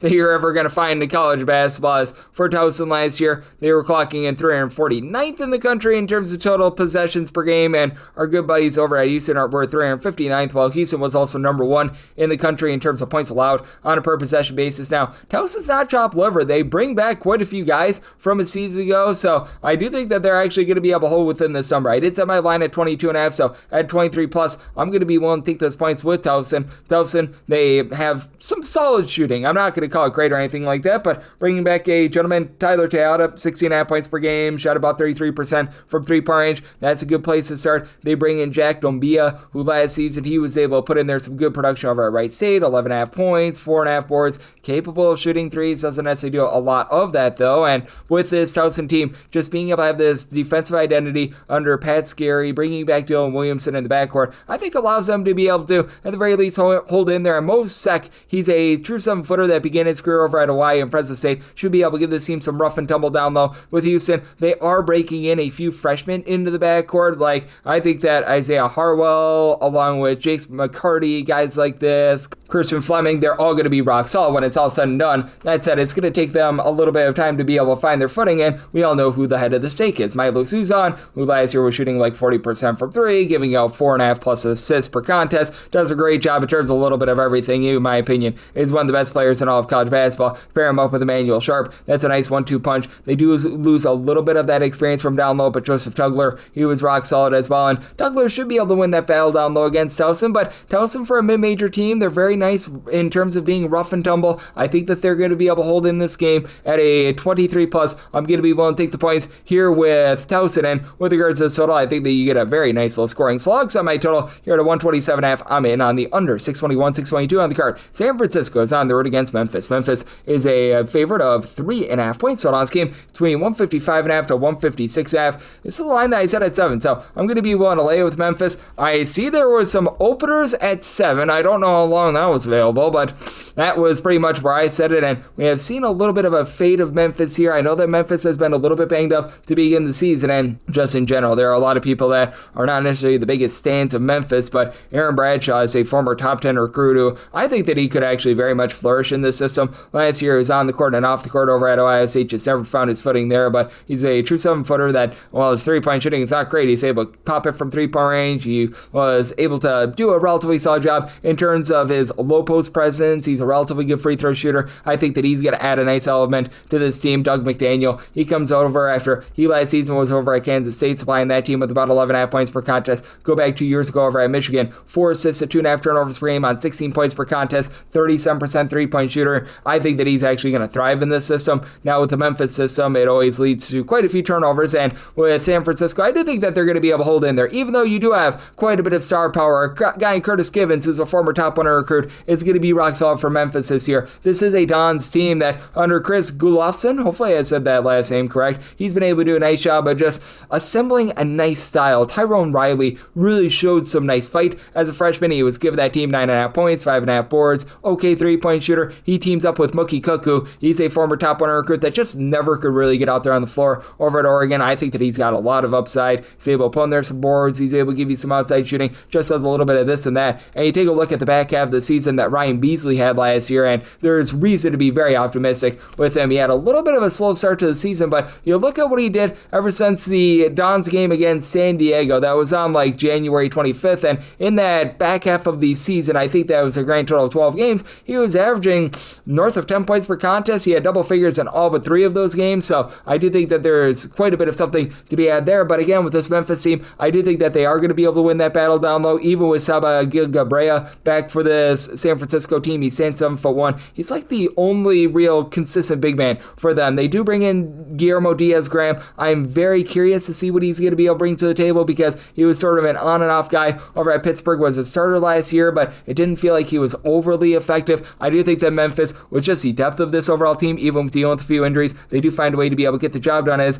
feels like San Francisco, they've got quite a bit of depth as well, but they weren't really able to find their rotations. Night number 1 against the UC Santa Cruz Banana Slugs, which is a great mascot name, by the way. But that said, I did set my total here at a 155. I'm going to be willing to lay with Memphis, and here at a 156 plus, I'm in on the under. 623, 624 on the card. Northern Kentucky is on the road, facing off against Tennessee. Tennessee is a 25.5 to a 26.5 point favorite. Total is 140.5 to a 141.5, and with Tennessee, I made them a favorite of 31 points. I'm going to be willing to lay it. Northern Kentucky is in quite a bit of transition from a season ago. Northern Kentucky has always been a pretty rock solid team in terms of being able to generate turnovers. They've been a team that over the last few seasons has left quite a bit of something to be desired on the offensive side of things, and I do think that under Darren Horn that is going to be the case. Once again, having Sam Vincent out is really hurting this team, and they're going to be very much looking to Dan Gresinger, who he was able to really take off in conference play last season. He came in as a junior college transfer. In conference play, was averaging about 8.5 points, 2.5 assists, shot 39% from three-point range. You loved what you saw there, and LJ Wells is going to be back in the fold as well. With Wells last season, he played Wells, giving the team 7.5 points, 5.5 boards. Not really a threat from three-point range, but is able to give you a bit of something down low at like 6'8". But man, this team is really up against it with regards to who's going to be running the offense. It's probably going to be up to a guy in Tay Dozier, who comes on over from the non-Division I ranks, and I recognize that Tennessee didn't absolutely pound Mercer into oblivion night number 1, but I do think that there's reason to believe that Nate Ament is going to be absolutely amazing, a top 10 recruit in this year's class. He had 18 points in that first game. He had 6 for 10, has really good versatility. People are trying to compare him to Kevin Durant. Please don't do that, but that's it. I do think that he's in for a good year. And then Jacoby Gillespie, we saw what he was able to do over at Maryland last year, a good facilitator. Is he going to be quite what Zakai Ziegler was in terms of running the offense? Maybe not, but he might be a little bit more of an advanced scorer, and this team always does a great job down low. Felix Apar last year was able to give you a block and a half, 5+ rebounds per game. Jalen Carey, he comes on over for Vanderbilt. He's going to do a nice job of being able to lock things down there as well. I love what Cade Phillips is able to bring to the table in North Texas with not having a lot of consistency at the guard spot, with being just line base it down low. I do think that this turns into a bludgeoning, and Tennessee, who's always in the top 15 in terms of points allowed on a per possession basis, I think makes this a low-scoring slog. I said my total 137. I like the under, and I'm willing to lay up to 30.5 here with Tennessee. 625, 626 on the card. It is Monmouth on the road against LaSalle. LaSalle is exploring a cover as a 5 to 5.5 point favorite. So on this game, it is 146.5, and with LaSalle, made them a 7.5 point favorite. I'm going to be willing to lay the number with LaSalle. I think that this is going to be a slow and controlled team. They bring in Darius Nichols as their coach in the offseason. His Radford team last year was 353rd in all of college basketball in terms of total possessions per game. So those are expecting a high-flying, exciting brand of basketball here over at LaSalle. I think that you're going to be a little bit disappointed on that front, but I do think that he's going to be able to bring in some tough, tenacious defense. As Justin Archer, who was playing with them over at Radford 2 seasons ago, he was averaging about 7.5 rebounds per game. He made the trek on over to LaSalle. With this LaSalle unit, yeah, maybe they don't necessarily have the most NIL of these teams out there in the Atlantic 10, and they're going to take it on the chin when it comes to conference play, but I do think that in non-conference play, they're being a little bit undervalued. They've got a guy in Ashton Walker, along with Jaden Marshall in the backcourt. These two guys, I think, are going to be rock solid. Walker, he comes in as a true freshman, and he had 18 points in that season opening win over at Coppin State. Jerome Brewer was a nice do-it-all guy over at Florida National. Got injured midway through the season, but was registering about 14 points, throwing in there a steal, a block and a half per contest. So you'll have to love what he's able to bring to the table at 6'9". He's able to pop it from three-point range as well. And then Josiah Harris and Truth Harris. Harris squared is going to be relatively good as a combo. On the other end, you've got a Monmouth team that was based around Abdi Bashir last year, who was averaging 20 points per contest. Now they have to pick up the pieces, and they do retain a lot of the ancillary guys, like an Andrew Ball and a Jack Collins. These are guys that are going to give you some rebounds. They do a nice job of facilitating. What are they going to be able to give you in terms of a scoring spark? It's probably going to be up to Justin Ray to really take on the lion's share of the scoring after last year. He was a guy that came off the bench, shot about 35.5% from three, but he was really lost in the sauce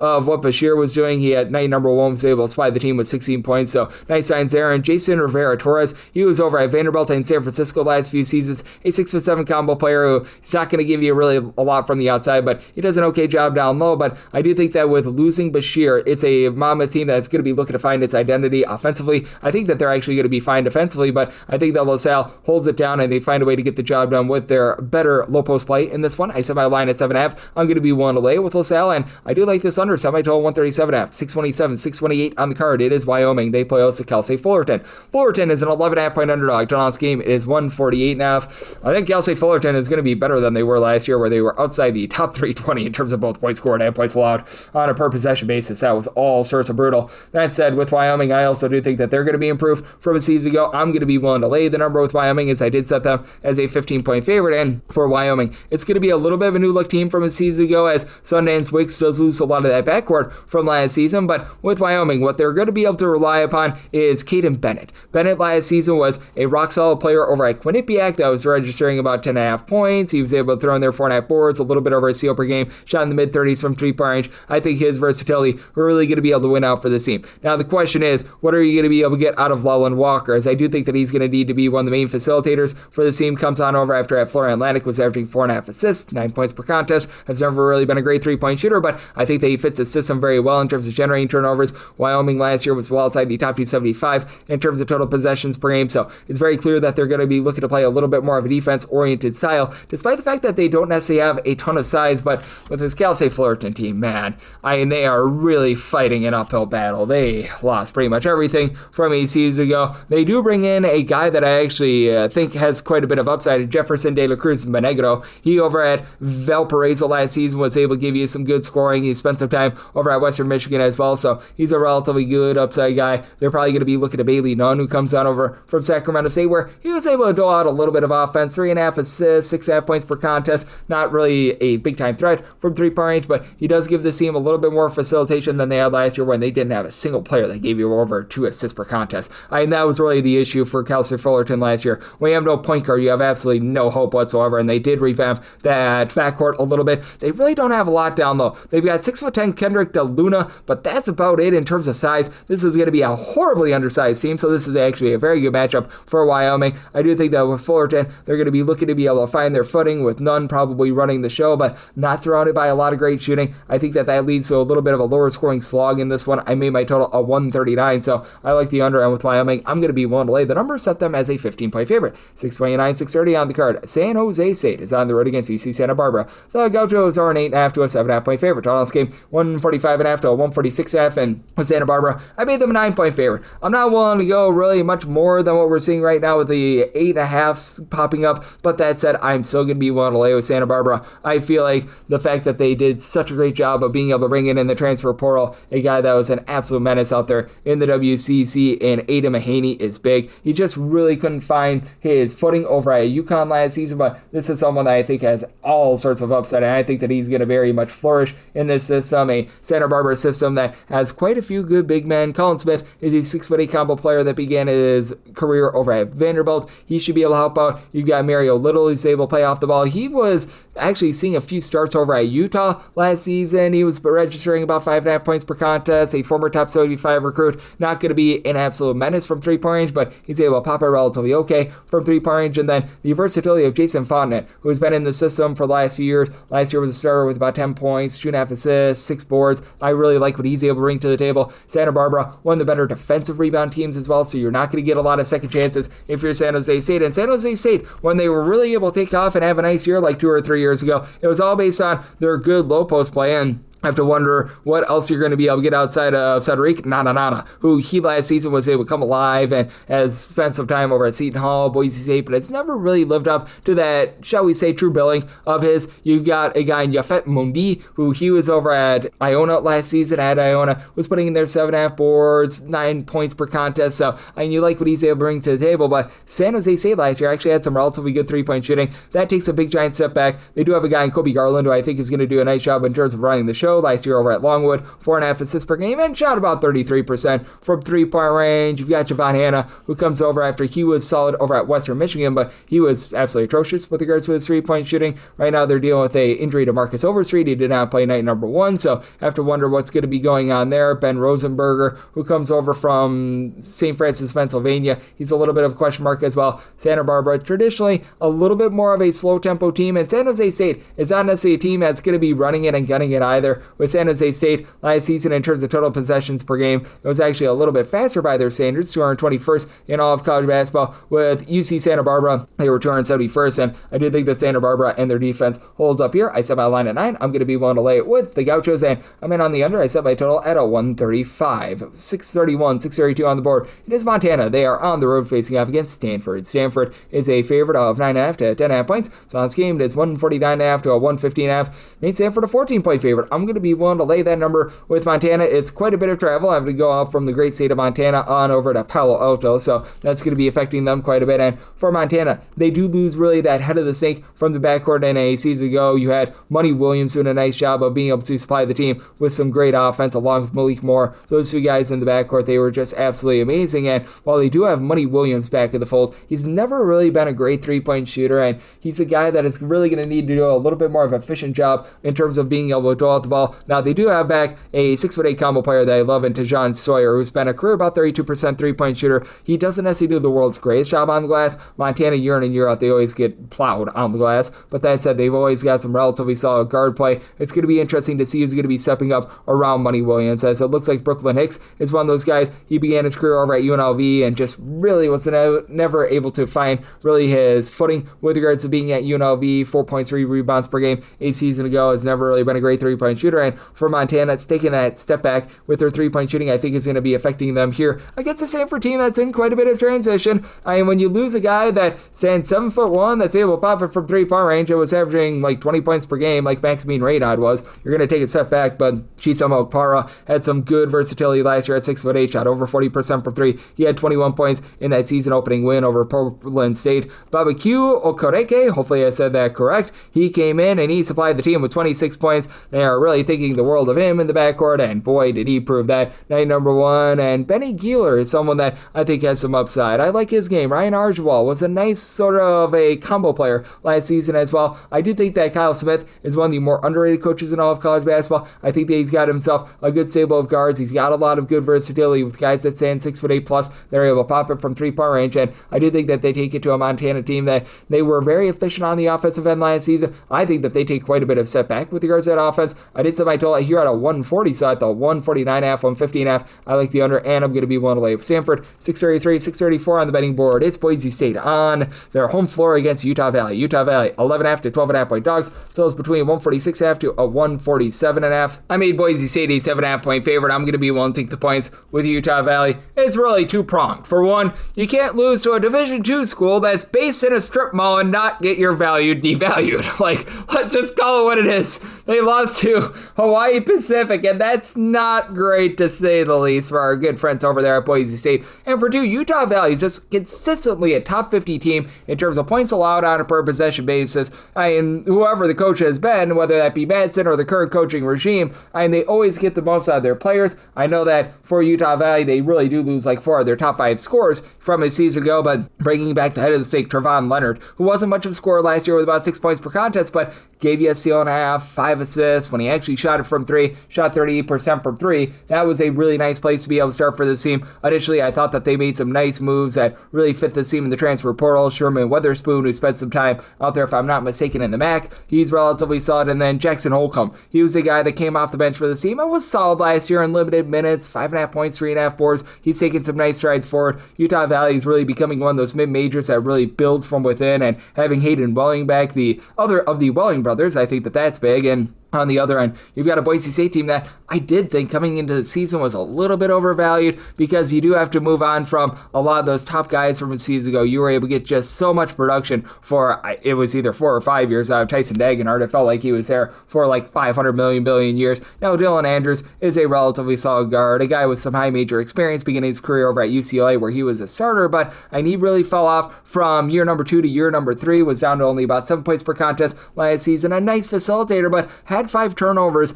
in that game against Hawaii Pacific, so there's a little bit of cause for panic there, and it's just the fact that the guys around him aren't quite as great as they were a season ago, because you've got some size with this team, but when you've got a Jelno Netu as one of your main guards that is out there being able to help him out, RJ Keene II, those are not necessarily ancillary guards. Now, the low post play is relatively solid. Andrew Meadows, 6'7" combo player, last season supplied the team with about 12.5 points, shot 35% from 3, relatively good rebounder. Boise State was one of the top teams in terms of defensive rebound percentage last year, might have actually been number 1 in all of college basketball. Adding in there Drew Fielder, who was a starter of Georgetown last season, that's going to help that out as well. I think the Boise State is going to be rock solid on the glass, but they just don't have a lot of guard play around Dylan Andrews, and with having a rough and tumble Utah Valley team, I think is going to be rock solid defensively. I think Utah Valley is going to be able to go on the road and hold in there. Semi-line at a 7.5. I'm going to take the points with Utah Valley, and I do like this little under as well, semi-total at a 143.5. 635, 636 on the card. It is Canisius, and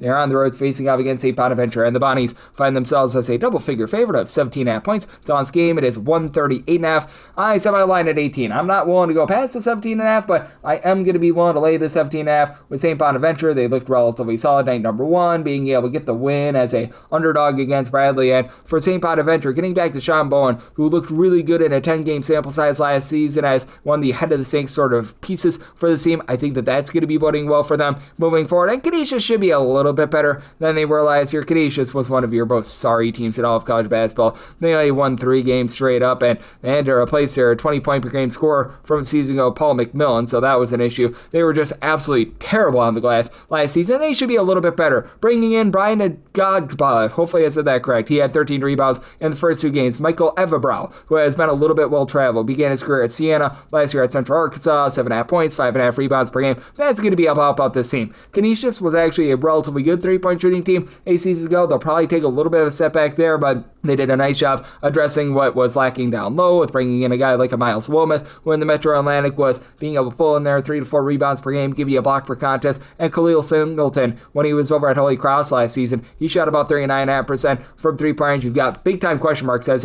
who's going to be that main facilitator, though, and that's where St. Bonaventure is really going to be able to take hold in this game with St. Bonaventure. You've got just a really good rotation under Dr. Schmidt. They never dive in on their bench, but they should be able to control things down low with Frank Mitchell, a guy that I still remember 2 seasons ago, he was averaging something like 12 or so rebounds per game when he was ironically enough over at Canisius. So, I mean, that was a big pickup for them spent last year over at Minnesota. They bring in Daryl Simmons II, who was a nice go-to guard over at Gardner-Webb last season with 17.5 points per contest. He figures I have the ball in his hands quite a bit with the St. Bonaventure team. They do a nice job in terms of taking care of the ball, in terms of getting the most out of their possessions, and typically are very slow and controlled outside the top 300 in terms of total possessions per game, but now they go up against Canisius team that is well outside the top 300 in terms of points allowed on a per possession basis, and I think that the Bonnies are going to be nice and efficient with their offense to get the job done. Somebody total 140, so you're at the 138.5. I like the over, and I'm going to be willing to lay it with the Bonnies. 637, 638 on the card. You've got New Mexico playing us at UT Arlington. The Mavericks are an underdog of 13.5 to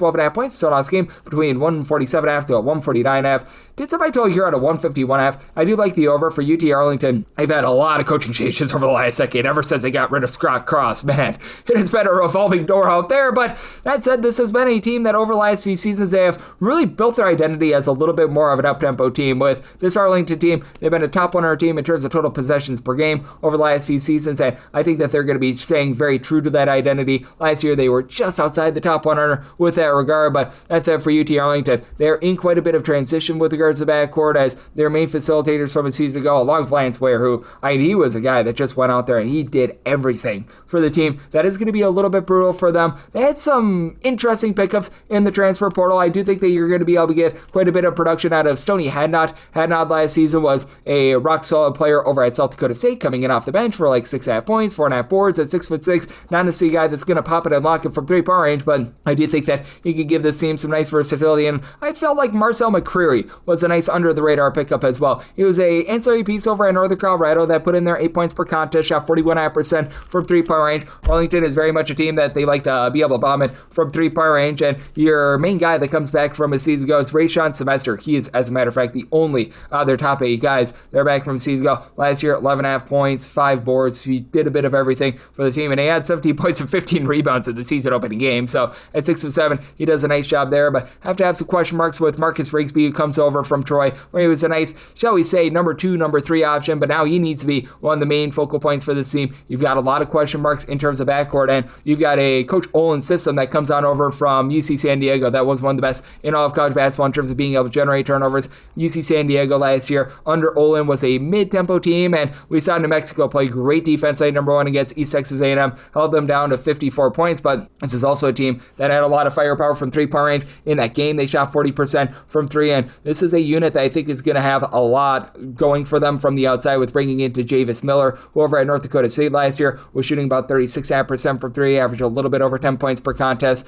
With Olin, he didn't bring over a ton of guys from UC San Diego, but Chris Howell, he wasn't too much of a scorer, but a guy that would give you a few boards. He would throw in there a steal. He just knows the system really well. A coach out there on the floor, as our good friend Rocco Miller likes to say, he is really going to be able to help out this team. And then Antonio Chal should be able to do a nice job down low along JT Rock. Rock is a 7-footer that was over at Iowa State last season. Denton Aubrey as well. I really like his game. He was over at Queens NC 2 seasons ago, putting in there 17 points per contest, and saw starts over at Utah State last season, career 38.5% three-point shooter. So I do think that this New Mexico team going to be relatively mid-tempo, but I think that they are going to be very efficient with their offense, take advantage of an Arlington team that's in a lot of transition in the backcourt. So I'm willing to lay up to 15 with New Mexico. It's a bit of a higher total here at a 151.5, so almost went on the over. 639, 640 on the card. It is Central Florida playing us through Vanderbilt. Vanderbilt is a 6.5 to a 7.5 point road favorite. Total is between 166.5 to a 167.5, and I did set my total here at a 158.5. I'm going to be willing to dive in on the under. Central Florida last year was a top 15 team in terms of total possessions per game. I just don't think that they're going to be playing at quite the same tempo this season. Now, Vanderbilt, they were able to just take it to Lipscomb. They put up over 100 points in that game. Lipscomb was breaking in a Division II coach, and Lipscomb is a team in a lot of transition, so I don't necessarily think that 100 is going to be the norm for Vanderbilt. Now, do I think that this Vanderbilt team is going to be very, very good? Oh, absolutely. I do think that they're going to be. I think that they've got top 10 potential with Vanderbilt. You've got a lot of guys like Tyler Nickel and company back from a season ago, A.K. Okereke, who comes out over from Cornell. He's used to playing a very up-tempo style, but I also think that Vanderbilt is going to be solid defensively. They generated 13 steals in that night number 1 game against Lipscomb. That game went over the total mainly because they were just really, really good with regards to that offense, and they also shot 54% from three-point range night number 1. That's not going to be the norm, especially when you got Frankie Collins in the backcourt, who he's really good at generating steals. He's a really good defensive player. He's not a guy that's going to go bombs away from three-point range. They should be a bit better down low as well. They have Devin McLaughlin back, their top rebounder from a season ago. They also bring in Jalen Washington, who was pretty rock solid down low over at North Carolina last year, but I also think that Central Florida is being slept upon. I actually only set them as an underdog of more in the neighborhood of 2 to 2.5 points, so I'm going to be willing to take the nearly touchdown that we're getting right now. Riley Kugel's a guy that's been around the block in the SEC, has been a double-figure scorer over at Florida along with Mississippi State, so I like what he brings to the table. This team will not be intimidated with regards to size. John Bull is a true 7-footer that is able to give you a little bit of versatility at the latest of the Bulls because it feels like they've got about 1 billion of them. And then Themis Folks, he's been a 4+ assists per game guy over at both UW Milwaukee along with Louisiana, and you bring in compound transfers because Jermichael Stillwell, one of the best rebounders in all of college basketball over at UW Milwaukee last season, he comes along with them as well. So you've got already a little bit of chemistry between those two guys. Jordan Burks is a nice upside guy as well, 6'9" combo player that comes over from Georgetown where he was shooting in the mid-30s from three-point range, began his career over at Kentucky. I think that Central Florida has a chance to be able to hold in here. I did set Vanderbilt as a favorite. I don't necessarily want the money line with Central Florida, but Devin Cambridge, who's out with a lot of injury, he's not fully healthy. He was out there on the floor night number 1. I think that Central Florida hangs in there. Set my line at 2.5. I'm going to be willing to take the points with the Knights. I think that the Knights slow things down from a season ago. Set my total at 158.5. I'm also in on the under. 641, 642 on the card. UNC Greensboro is going to be playing against Elon, and Elon does find themselves as a underdog of 2.5 points. So on this game between 142.5 to 142, and I did set Elon here as an underdog of 9.5 points. I'm going to be willing to lay with UNC Greensboro. Greensboro is a team in a lot of transition. They lose pretty much 9 out of their top 10 scores from a season ago, but this is also an Elon team in a lot of transition, as you had Matthew Von Coleman, 7'4" big man that was generating nearly 3 blocks per contest for this team 8 seasons ago. He's now on the fold. He's over at Marshall, so that's a big-time loss for them, and I do think that this is a UNC Greensboro team that's just better coached. You've got Mike Jones, who always does a great job of being able to find some solid three-point shooting, and UNC Greensboro actually led at the half against Kansas State. Now, they got completely lambasted in the second half, but Justin Neely, who comes on over from Albany, where he was a double-figure scorer, he should be able to add a little bit of something for the team down low. Damos Kanzudis, I hope I said that correct. He's a main holdover from a season ago, was relatively glued to the bench, but at 6'10", he should be able to give the team a little bit of rough and tumble as well, and they take on an Elon team that last season, they had a lot of issues with regards to their three-point shooting, but they had the Simpkins brothers who were able to do a nice job in terms of that backcourt. Both of those guys are now gone, so for Elon, you're probably looking at Chandler Cothrell, who he was a solid player over at Fort Wayne last season at 6'8", 7.5 points, 6 rebounds per contest. He's able to shoot it from 3, but doesn't necessarily shoot it well, but they're probably looking at him being one of those main guys, and who's going to be bringing up the ball is a big question mark. They've got DeMarco Johnson as a true freshman who has been seeing a lot of reps at the point guard spot, but he's a very unproven guy, having to go up against a Greensboro team that they're always relatively slow and controlled. Capra Klonzich, he was a solid player over at Albany last season, 8.5 points per contest, and he had some nice triumphs when he was over at St. Joe's a few seasons ago as well, but this is an Elon team that takes a massive step back in terms of the front court. They lose their entire backcourt from a season ago, and they face off against a Greensboro team that has a very nice distinct style of playing defense. I think the Greensboro takes the 2 of them. I'm willing to lay up to 9 here with UNC Greensboro, and I'm in on the under. I set my total 135.5. 643, 644 on the card. Providence is playing against Virginia Tech. This is going to be a neutral court game over at Mohegan Sun, and with Virginia Tech, they are a 1.5 point favorite. Total on this game, 156.5 to a 157.5. I do not know where they got this total from. I set my total at a 142, and I recognize that Virginia Tech might be a little bit faster than they were last season, but last season Virginia Tech was 266th in the country in terms of total possessions per game. Providence was 244th in the country in terms of total possessions per game. The sight lines are probably going to be a little bit off with this being a neutral court landmark game, so I do have to wonder why you got such a high total here. And for Providence, they are probably going to be able to be a team that's going to be rock solid down low with Oswin, or as Sunway, hopefully I said that correct. He last year was averaging 2 blocks per contest in Big East play. He was a relatively rock solid big man at darn near 7 feet tall. He's going to be nice now. The backcourt has been revamped, and I do like the fact that you've got Corey Floyd, who's a holdover from last season, teaming up with Jalen Sellers along with Jason Edwards. Sellers was a nice scorer 2 seasons ago over at Central Florida before he got banged up. I remember a few seasons ago when he was over at Ball State, he was an over 43% three-point shooter, and Jason Edwards was a nice starter over at Vanderbilt. 17 points per contest, shot 35% from 3. Nice scorer over at North Texas as well. He's used to playing in slow systems and being able to really thrive in them, and I think he's going to do so here. And then the versatility of Duncan Boom Boom Powell, who comes on over from Georgia Tech. I really like that. And for Virginia Tech, this is an improved team because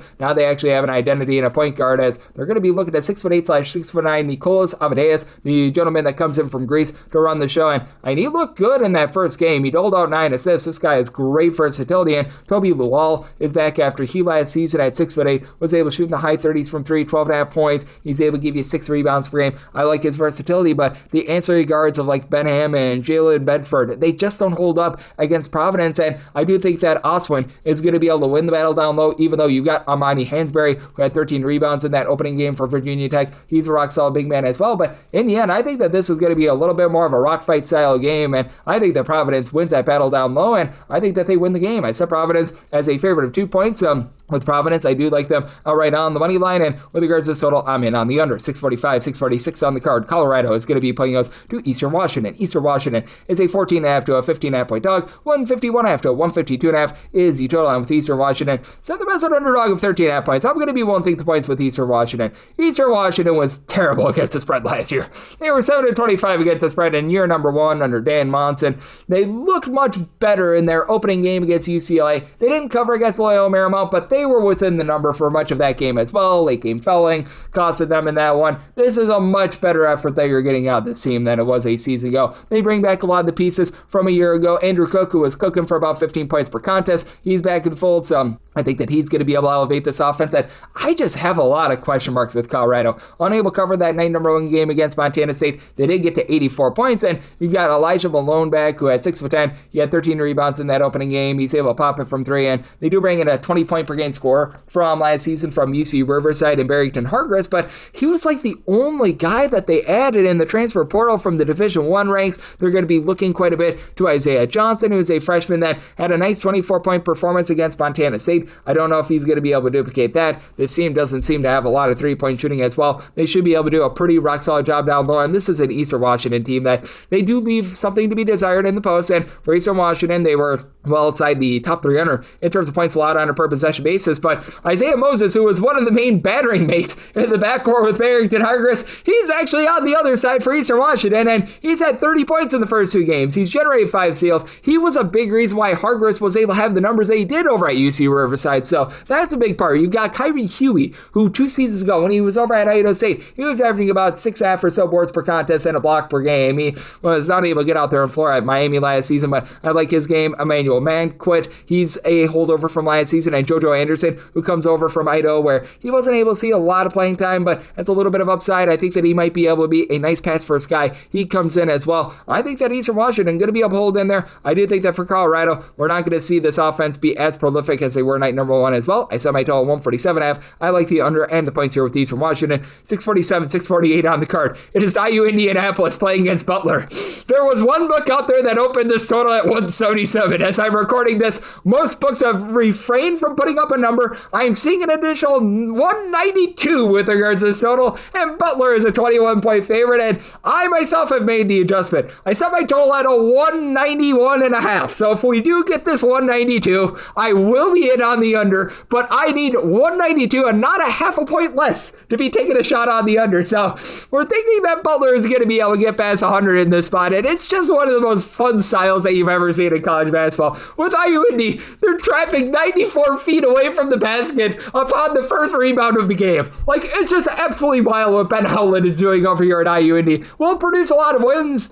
And you're number one, probably not, because, well, it's a new style, and they've got a lot of mixing and matching with regards to guys that they have brought in, as a lot of these guys were at the Division II level a season ago for IU Indianapolis. Through their first 2 games, their main headline guy has been Kyler DiAgostino, who's been able to supply 31 points in the first 2 games, but, I mean, with this style of play, you just need depth if you're IU Indianapolis. That's a big reason why they've had either 8 or 9 guys playing at least 12 minutes per game. They're making hockey-style line changes because you just have a lot of guys that they have to just run and run and run. And with this Butler team, we saw them completely lambaste Southern Indiana night number 1. They were able to put up a nice 88 spot. With Butler, they were dealing with a little bit of transition, but I did think that they were going to be playing a little bit more up-tempo this season, bringing in a guy, Michael Ajayi. He played at Gonzaga last year, but his real heyday was 2 years ago at Pepperdine, where he was shooting over 44% from 3. He's a nice ad. Juan Traore has been a part of some up-tempo styles. He was over at Auburn and SMU over the last few seasons, and Finley Bizjack, him returning in the backcourt after he had a really nice end of the year last year. That's rock solid. I think that Jamie Kaiser is going to be able to take some strides forward. 12 points, 10 boards in that season opening game after he was a guy that was relatively okay over at Maryland last year, just couldn't get out there on the floor with a old crab 5. And additionally, bringing in Jalen Jackson, who over at Fort Wayne last season was averaging over 16 points per contest. He's a solid 3-point shooter that's able to generate turnovers.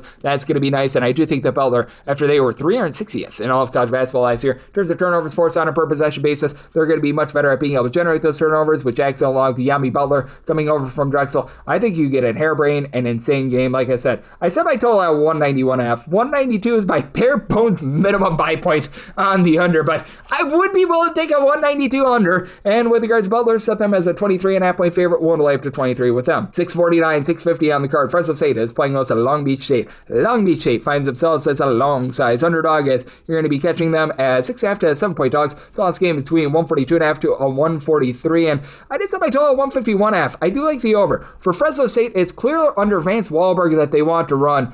The problem is this Fresno State team is just not been efficient on offense. Over the course of a year and a game under Vance Wahlberg, they have been outside the top 300 in terms of their total points scored on a per possession basis. Like last year, Fresno State was 18th in the country in terms of total possessions per game. Now with Long Beach State under Coach Chris Hacker, they've really been slowing things down. Last year with Long Beach State, 259th in the country in terms of total possessions per game, and for Long Beach State, they were another team that was outside the top 300 in terms of points scored on a per possession basis last season. But I mean, for Long Beach State, they did revamp things a little bit. No longer are they relying upon Devin Askew for their offense, which I actually think that might be a little bit of an addition by subtraction, even though he was averaging about 18 or so points per contest. Everything ran through him. Looks like they're going to be featuring a lot of Isaiah Lewis this year. Lewis last season was a pretty solid player over at Little Rock, where he was averaging 9.5 points per contest. Was a great 3-point shooter. I do think the Long Beach State is very much going to be lacking in that 3-point shooting department, but they should be a bit better down low with Derek Michael Ziviero back after he was registering about 6 rebounds per game. They bring in a freshman in Dallas Washington that looks to have a little bit of promise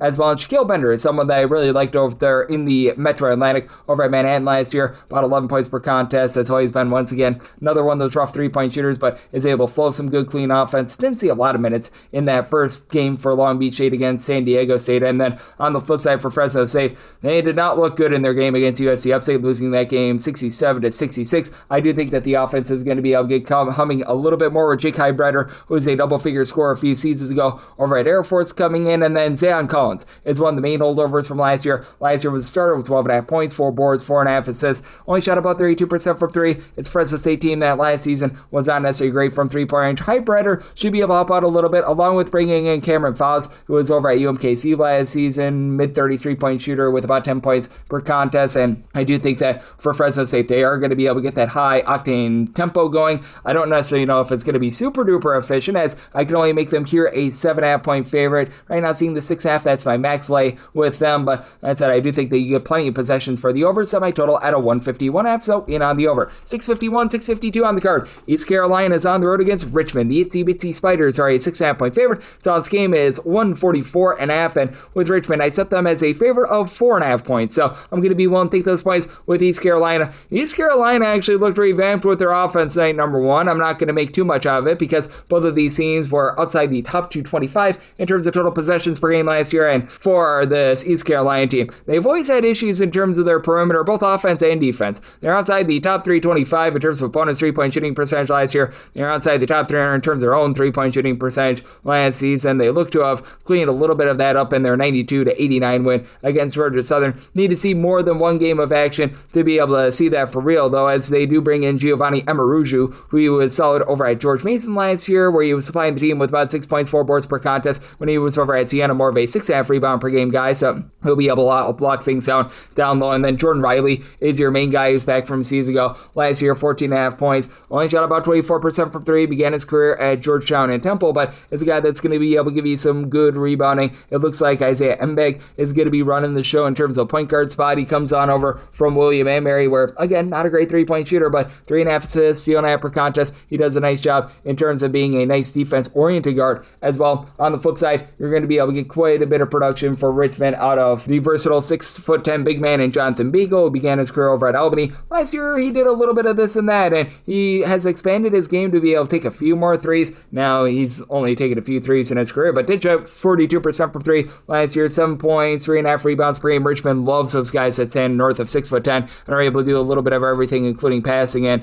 it looks like that's what they're going to have them try to do this season for Richmond. They do have a few holdovers that were more of the, shall we say, this and that guys from season ago, like a Mike Wallace, who down low had 7 rebounds in the team's opening game, but bringing in Will Johnson, I think, is going to help elevate the offense. Last year, over at Loyola Marymount, he was supplying the team with about 12 points per contest. Has been a career 39.5% three-point shooter, and when Richmond was really making NCAA tournaments and looked very rock solid, they did have some solid three-point shooting of Pastalis Yemaglu, who comes on over from UConn. He was in the system 8 seasons ago, had a little bit of a silent night, number one, but he and Jaden Daughtry should be able to do a nice job down low, as Daughtry comes in from Indiana State, where he shot 40% from three, 12.5 points, 4.5 rebounds per game. I do think that the interchangeable style for Richmond is going to bode well. They really don't have that main facilitator, which is a big question mark, and I do think that East Carolina, as a result, going to be able to hold in there, and I do think that for Richmond, they continue this very slow and controlled style. I said by total 142.5, like the under, and the points here with East Carolina, 653, 654 on the card. Florida Atlantic and Charleston play at Liberty Arena, so neutral court game. Right now, Florida Atlantic 3.5 to 4.5 point favorites, so this game is between 159.5 to 160.5. I did take a shot on the under. I set my total at 155.5, mainly because both of these teams played yesterday.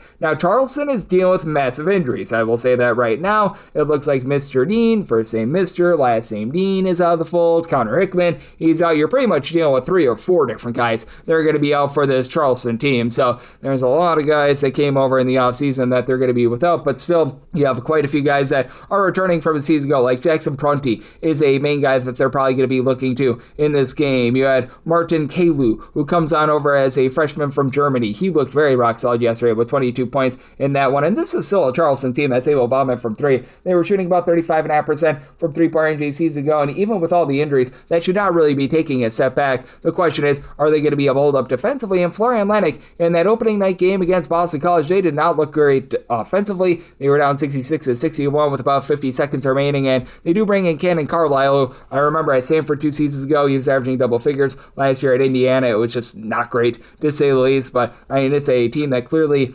is probably going to be lacking a little bit in terms of that three-point shooting. They did light it up a little bit against Boston College. I attribute that, one, to just a little bit of hot shooting performance, and two, the fact that Boston College is not pretty good. You've got Nicolo Moretti, who's back from a season ago. He was more of a sixth man that shot 35% from three, 6.5 points per contest. I think that he's going to be having a lot of the offense running through along Devin Vanderpool, who he comes in after he, a season ago, really didn't see a lot of minutes, but it looks like he's going to be in an elevated role. You just don't have that guy down low like you had with Baba Miller a season ago to be able to lock things down low for this team, though. Probably going to be looking to Yohan Sissoko, who he comes on over from France, and he looked very good in that night number one game, but that said, with this Florida Atlantic team, they clearly have taken a step back with regards to that offense, and last year they were outside the top 330 in terms of their opponent's three-point shooting percentage. Now, I did originally set Charleston as a favorite. I had to change this around with all the injuries. I made Florida Atlantic the 1.5 point favorite, but going to be willing to take those points with Charleston. So I told at a 155.5, so also in on the under. 655, 656 on the card. It is Utah, and they play us at Weber State. Weber State finds themselves as a underdog here of 16.5 points. So last game, 147.5, and set a total of 147. So at the 147.5, this begins to be my buy point on the under. Now with Utah, they're another one of these teams are experimenting with bringing in Alex Jensen from the NBA ranks. So they're another one of these teams that is bringing in the assistant coach at the NBA ranks to be able to coach up college basketball. And we saw them night number one be able to put up a whole gob ton of points. Weber State, meanwhile, ever since they had the changeover from the Duff man, Eric Duff, they have been a very slow and controlled style outside the top 275 in terms of total possessions per game each of the last 2 seasons. And I do not think that this this is going to be a team that's going to be running it and gunning it this season. Now, I do think that this team has the propensity to be able to hold in this game. I did set Weber State as a underdog of 15 points, so I'm going to be one to take those points with Weber State. They still have a few pieces from a season ago that return. They have been really, over the last few seasons, running things through one main man, and I do think that there's going to be a little bit more, shall we say, balance with this team, bringing in Jace Whiting, who didn't necessarily see a ton of minutes over at UNLV and Boise State, but is a pretty highly touted guy. Like 2 years ago, Dylan Jones was that main man. Last year, Blaze Threat was that guy. You're not going to have that this season. But Nigel Burris, he was a north of 40% three-point shooter over at Idaho a few seasons ago. Spent some time at Utah State. He's a nice elevator for the team. He's in season number 2 in this system. Vijami Varten, hopefully I got that correct, the gentleman from Finland. He's back from a season ago where he was a part-time starter. Shot 40% from 3. For Weber State, they've got some nice individual three-point shooters. The offense might be a little bit clunky if they don't find that main facilitator, but Ardarius Grayson, as a freshman, he had 8 assists in the team season opener. He looks pretty promising, and for Utah, you did bring back a few guys from the old regime. Keno Dawes is going to be back after he was able to give the team a few rebounds, some nice scoring a season ago, so that's a nice sign for this team. And you've got Sadu Traore, who he was over at Iowa last season, 2 seasons ago. He was at Manhattan last year at Iowa. He saw some starts. He was putting in there about 6 points per contest. Not necessarily a great three-point shooter, though. He should be able to give this team some nice versatility at 6'6". He's able to give you a few blocks, and then Don McHenry is a really nice Swiss Army knife guy. He was over at Western Kentucky doing it all with 17 points, 3.5 boards, about 2 assists per contest over the last 2 years. That's why he's been about a low to a mid-30s three-point shooter, and I think that that's a big thing for Utah. I do have some question marks in terms of the overall outside shooting. The ancillary guys are going to be good three-point shooters, but the main guys like Terrence Brown, you do have to have some question mark there, and with Weber State, where they really give it up is from the three-point arc, so I do think that that keeps this game under, and with Weber State, because they are based out there in Utah, they're not going to be bothered by the elevation. I set my line at 15, so taking the under and the points here with Weber State. 657, 658 on the card. It is Michigan State, and they're going to be playing us Arkansas, and Arkansas does find themselves as a very slim underdog of 1.5 points. Dawes game, it is 154.5 to 155.5. Michigan State, the 2.5 point favorite, so I'm going to be willing to take them. I'm seeing them as a pick 'em in some spots. I'm going to be willing to lay a very, very small number / take them as a pick 'em. With Arkansas, you do bring back quite a few talented guys from a season ago. Having back a guy in Trevon Brazil just dealt with injury last season, but at 6'10", he's able to give you some nice three-point shooting at the height of his powers. I believe that he's going to be able to put in there 7 to 8 rebounds per game this season. That's a big-time get for this team. And then you still have in the fold DJ Wagner, a former top 15 recruit who has been getting better as his college basketball career has went along. Now you bring in a nice freshman in Darius Acuff, who I think is going to be one of the better scorers in all of college basketball, and Billy Richmond has some upside as well. But do I have to have some question mark with regards to the Arkansas defense? Meanwhile, with Michigan State, this is a very controlled team that was outside the top 275 in terms of total possessions per game last season, and I don't think that they're going to be bumping things up too much with the fact that they do lose their main facilitator, Andre Holman, from a season ago. But having Jeremiah Fears putting up a double-double night number 1 against Colgate is great. Not a guy that's going to give you a lot of three-point shooting, and as a matter of fact, last year for this Michigan State unit, they were outside the top 275 in terms of their three-point shooting percentage, and the guy that was their best three-point shooter was Jace Richardson, and having him out of the fold, that's a little bit rough for them. But that said, they did bring in Trey Fort in the offseason, who over at Sam Hanford, he was a pretty solid three-point shooter, and I think that he's going to be able to do a nice job of helping out at the wing spot. And then you've got the good rebounding with having Cohen Carr and Carson Cooper back from a season ago. Last year, Carr, 8 points, 3.5 boards per contest as a 6'6", do-it-all sort of player. Cooper was able to give you 6+ rebounds per game, and I do think that Jackson Kaler being back and being able to dominate down low is what's really going to be able to push Michigan State over the top. I think that Michigan State does a nice job blocking it down from three-point range, and just playing at the Breslin Center in general is a very tough ask for Arkansas. So I did set Michigan State as a 2.5 point favorite. I'm going to be willing to take them on this very short line, and maybe my total 152.5. I think that the slower style of Michigan State wins out. I'm in on the under. 659, 660 on the card. It is Bradley, and they're going to be playing us to Central Michigan. Central Michigan, 9 to 9.5 point underdogs on this game between a 146.5 to a 147.5, and I did set my total 145.5. I'm going to be willing to take a shot on the under for Bradley. Not necessarily the night one performance that they were looking for, as they lose that game outright in the field of 68 tip-off classic. I just have to take my hat to the fact that they were willing to play an early day game, but I do think that under Brian Wardle, the fort is going to be held down. I set them as an 11.5 point favorite. I think that they're in for a nice bounce back here. They do lose a lot of their key pieces from a season ago, but Jamarian Birch and Corey Thomas are nice pieces in the backcourt, and Thomas was a very rock-solid three-point shooter a season ago. I recognize it was in a small sample size, but 37% three-point shooter. He was able to give the team about 4 points, 3.5 rebounds per game at 6'9". great versatility, and I think that they're going to be looking a little bit more down low this year. They've got a 7'1" big man in Met Janovich, who was more of an ancillary piece last year, and then they bring in A.J. Smith, who was over at James Madison as a starter, putting in there about 6 rebounds per game. And Southern Indiana, 2 seasons ago, 13.5 points, 8.5 boards, so he's got a good nose for the ball, and I do think that he's going to be able to upwin that battle against a Central Michigan team that it just feels like this is going to be an interesting bunch under Andy Brocknema, who comes over from the D2 ranks, and he brought quite a few guys with him. Now you bring in Fat Brooks,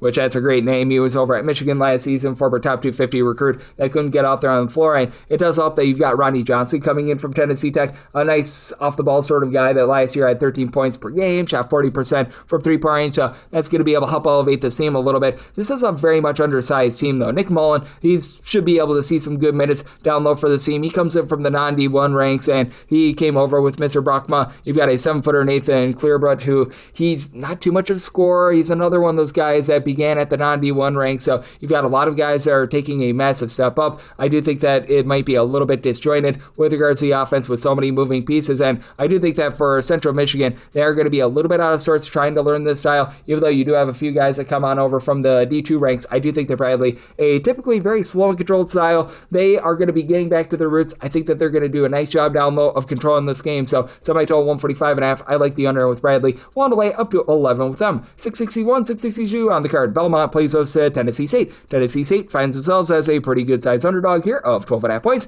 156, so 156.5 is that total, and for Belmont, made them an 11.5 point favorite, so at 12 plus, I'm going to be willing to take those points with Belmont. It just comes back to the defense of this team. Last year, they were outside the top 275 in terms of opponents' 3-point shooting percentage, and in terms of their points allowed on a per possession basis. Now, you've got Tyler Lundblade, who last year shot over 45% from 3-point range with double figures. He's back at the fold for Belmont. He's one of the most just fearsome 3-point shooters in all of college basketball. And I do like the add of Nick McLean. Last season, he was playing over at Eastern Washington. He was a nice facilitator with 3.5 assists, 2 steals, 10.5 points per game. Guy that shoots in the mid-30s from 3-point range, and it just feels like everyone that enters into Belmont, they find their 3-point shot, so I would not be surprised if he sees that go northward. Same Orme, who last year, he was more of a 9.5 point per games guy. He was mostly a 6th man. He saw a few starts, but at 6'8", he's got versatility to be able to pop it from 3 at about 37.5%. That's big, but for this Tennessee State team, they've really been a team that has adapted to really playing a rough and tumble style down low. J.C. Brooks at 6'10", he should be a rock-solid piece for this team. Tennessee State leaves something to be desired offensively outside the top 250 in terms of points scored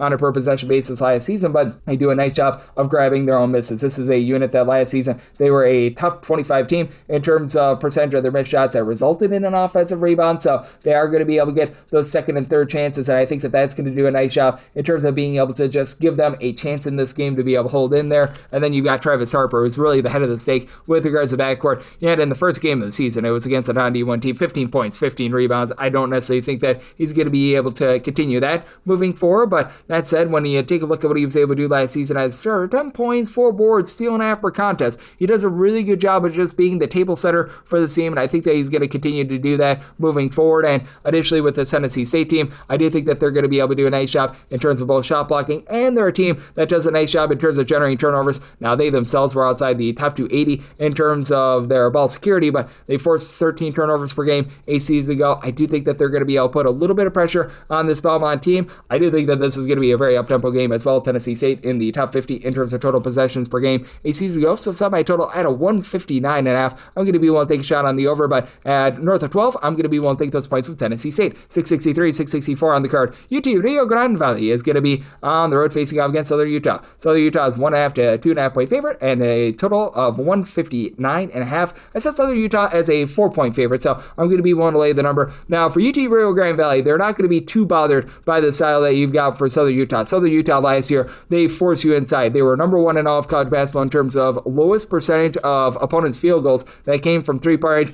Grand Valley is well outside the top 275 in terms of percentage of their field goals that come from 3-point range. And I will say, this is a team that did a nice job of revamping that, bringing in a guy like Isaiah Blake, who during the 2022-23 season over at UW Green Bay was a 44% 3-point shooter with 9 points per contest. Has just dealt with injuries over the last few seasons. That's big. Always Right, and that is actually his name. First name Always, last name Wright, was a highly touted junior college guy a few seasons ago that just couldn't find his role over at Rhode Island. He comes in, and then you bring in Marvin McGee over at Cal State Bakersfield. Meet me for the Roadrunners. Career 9-point per game scorer that's able to shoot in the mid-30s from from three-point range, but this is going to be a team that's really lacking down low. You really don't have anyone in this rotation that's above 6'7", and I do think that for Southern Utah, they're going to be able to bludgeon them inside. And for the Southern Utah bunch, I recognize that Rob Jeter has not necessarily done the world's greatest job of being able to get the job done, but Isaiah Cottrell, a former top 100 recruit of West Virginia, where he was a starter many, many years ago, just dealt with injuries over the last 3 or so years. He should be able to elevate this team's performance down low. You've got Jaden Faroa, who last season he was pretty solid over at Holy Cross, where he was able to shoot 39% for 3, 7 points per contest. That should be able to help this team elevate with regards to their overall outside shooting. And then a guy in Zach Bell is about a 10-point per game scorer over at Jacksonville. He should be able to help out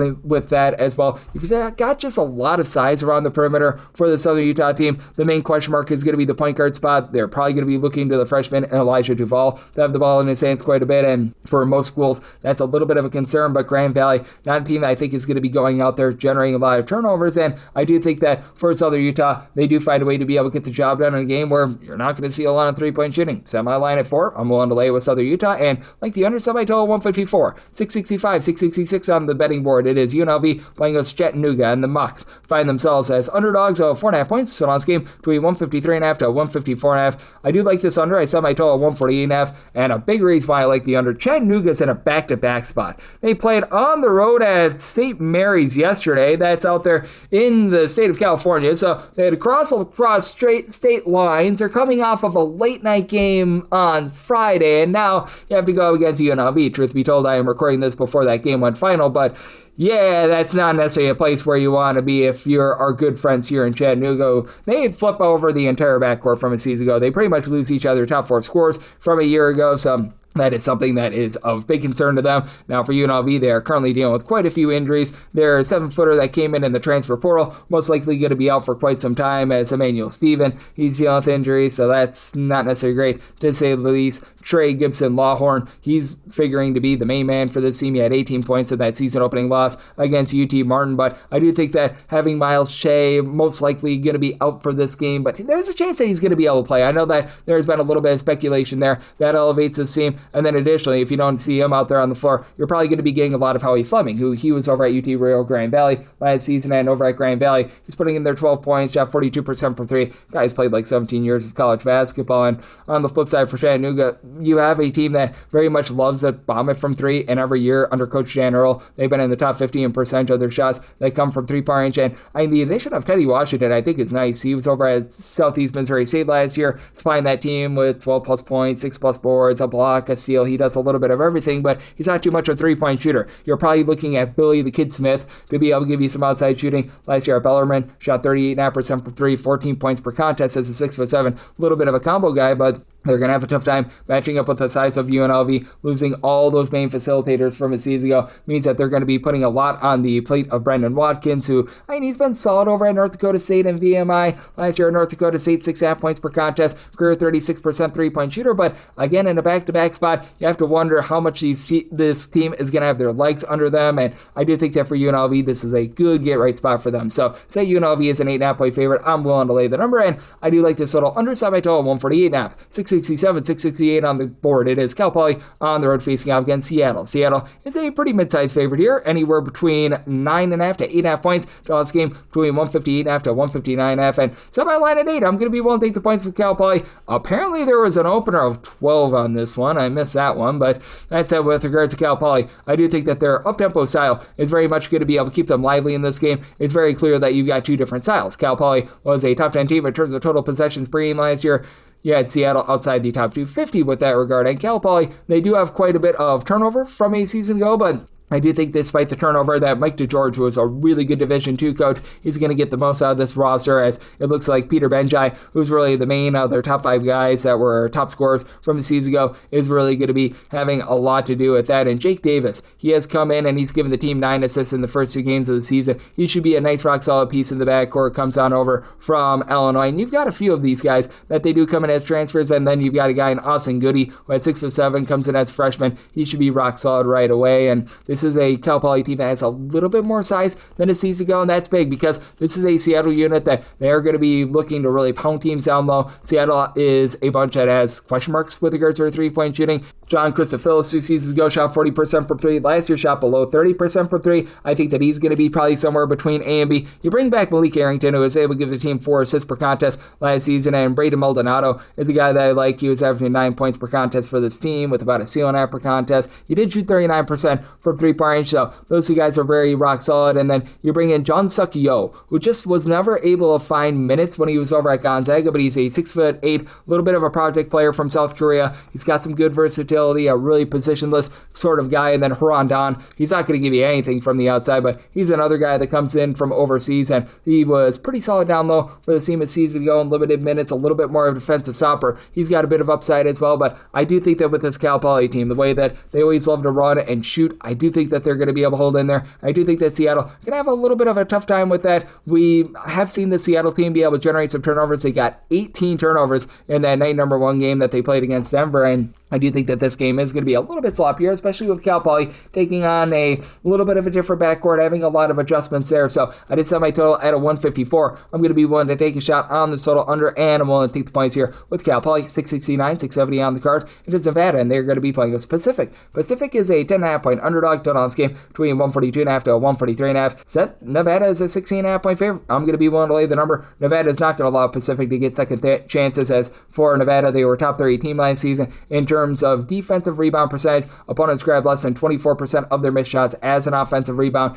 Now for Nevada, they are dealing with a lot of transition with having Nick Davidson no longer in the fold, but I mean, this is a Nevada team that they showed their might defensively night number 1. They did a great job holding down Louisiana Tech to only 50 points, and for Nevada, they really took on a slow side last year. They're outside the top 320 in terms of total possessions per game. I think that Steve Wofford was just utilizing what he had, and I do think that this team is going to be a little bit more tempo. They're still going to be able to control things down low. Joel Armatrine, who was able to average about 6 to 6.5 rebounds per game down low, and then Tyshawn Comer and Chuck Bailey III, I think is going to be a really good backcourt. These are two guys that were at Evansville at some point in their career. Bailey last season just was unable to get out there on the floor for Nevada. 2 years ago at Evansville, 8.5 points. He was a mid-33 point shooter, and he had 24 points in that season opening win against Louisiana Tech, though I do think that Comer is really going to be your main feature guy, as he last season at Evansville, 16 points per game. He's never been a great 3-point shooter, but is a guy that's able to dole it out with about 4 assists per game, and I do think that they're going to be able to get Elijah Price, who comes out over from Penn St, to give this team some nice offense down low.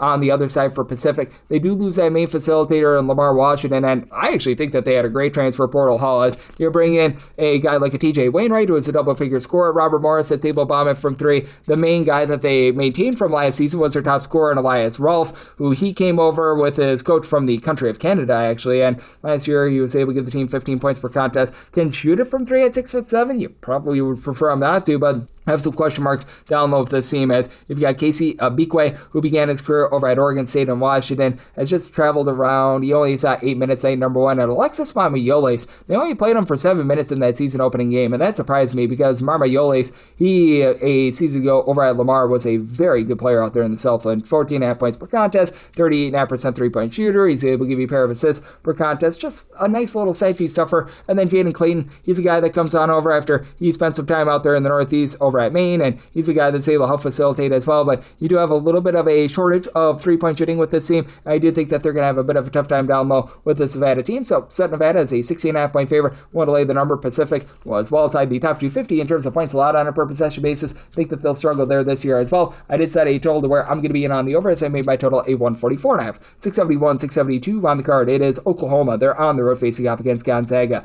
Gonzaga is a favorite of 10.5 points, so it's between 162.5 to 163. Maybe a total of 157. I'm going to be in on the under. I actually think that Gonzaga is going to be quite a bit improved defensively this season after we saw them night number 1 absolutely be able to take it to Texas Southern. Now, I recognize that Texas Southern not necessarily the world's greatest team, but this is a Gonzaga team that they just have so much experience up and down the boulevard with regards to that roster. You bring back Jalen Worley, who he was just a this and that, nice little bit of a gadget combo guy that did a bit of everything a few seasons ago when he was over at Florida State, dealt with injury last year. The man of steel, Steel Ventures, has been out the last 2 seasons, but last we saw him over at Eastern Washington, he was a high 33-point shooter, and he was giving that team 15-plus points per contest. You now have the man in Tyon Grant Foster, who, I mean, he just does a little bit of everything, albeit a bit rough with his three-point shooting 8 seasons ago, but a guy that's going to give you those 15 points, 5 boards, a block, a steal per contest. So a stat sheet suffer, but that's it for Oklahoma. I'm willing to take the points with them. I know that it's going to be rough travel getting out there to the great state of Washington, but that's it for this Oklahoma team. I do think that this team is a little bit under the radar in terms of the backcourt that they provide.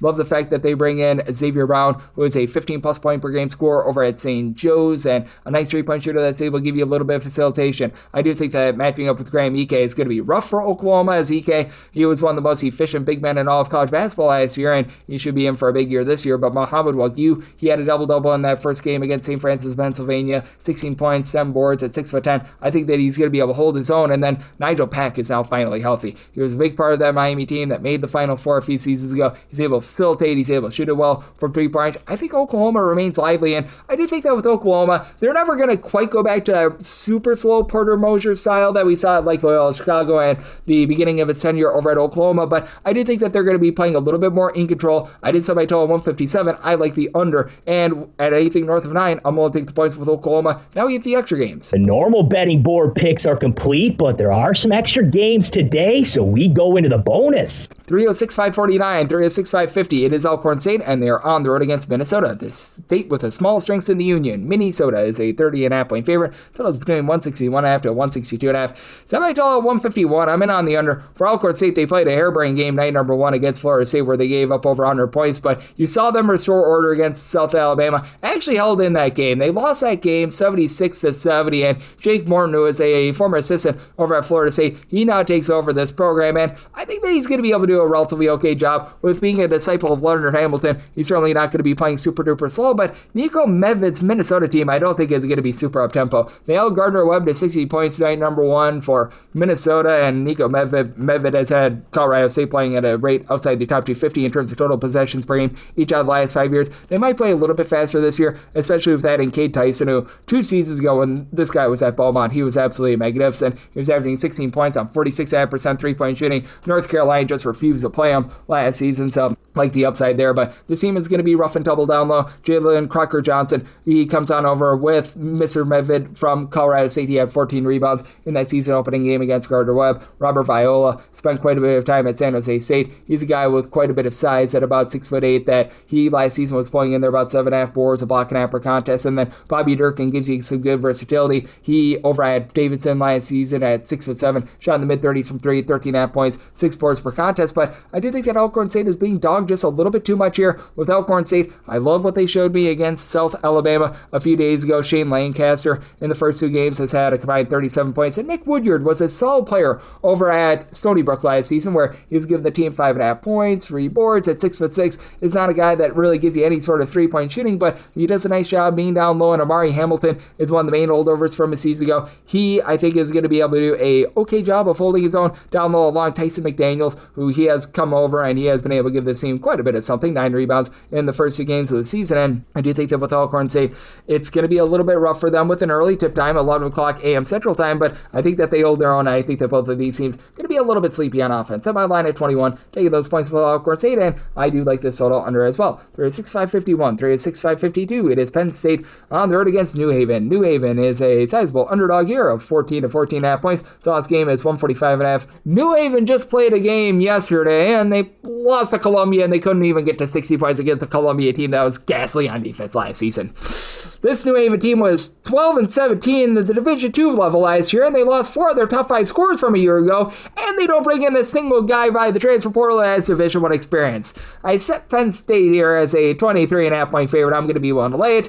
With Penn State, it was less than savory what we saw night number 1 against Fairfield, where they hardly were able to pull out that win, and for Mike Rhodes, he faces a long roads to be able to get this Penn State team back to prominence, but that said, with Penn State, they've got a distinct style of being a top 50 team in terms of turnovers forced on a per possession basis and every year under Rhodes. And I think that Freddie De Leon, when he had 3 points at number 1, he's going to need to step up. He's the main scorer that returns from a season ago when he was able to supply the team with about 8 to 9 points per contest. You're probably going to be looking at Eli Rice to step up in the backcourt after he spent some time at Nebraska and was like a 4-point per game scorer, mid-33 point shooter. I do think that there's a bit of promise there. And even though you don't necessarily have a ton of size with this Penn State team, they've got a whole heck of a lot more more size than you got with New Haven. You've got Caden Mingo as well, a guy that comes in as a freshman, top 100 recruit. I think that he's going to be very good and being able to help dole out the offense. And for New Haven, not a lot to write home about because you lose all your production from last season. You don't have any of these guys that were really looked at as Division I talents. Andre Pasha has been averaging double figures in the first 2 games of the season, so yay, verily there. But and you're relying upon a bunch of underclassmen and a bunch of guys that were at the Division II level and have no size whatsoever. Like Deshaun Steele is a 6'7" freshman that has been seeing a few minutes for the team. He's like the only guy in the rotation that is seeing meaningful minutes that's above 6'4" other than Pasha.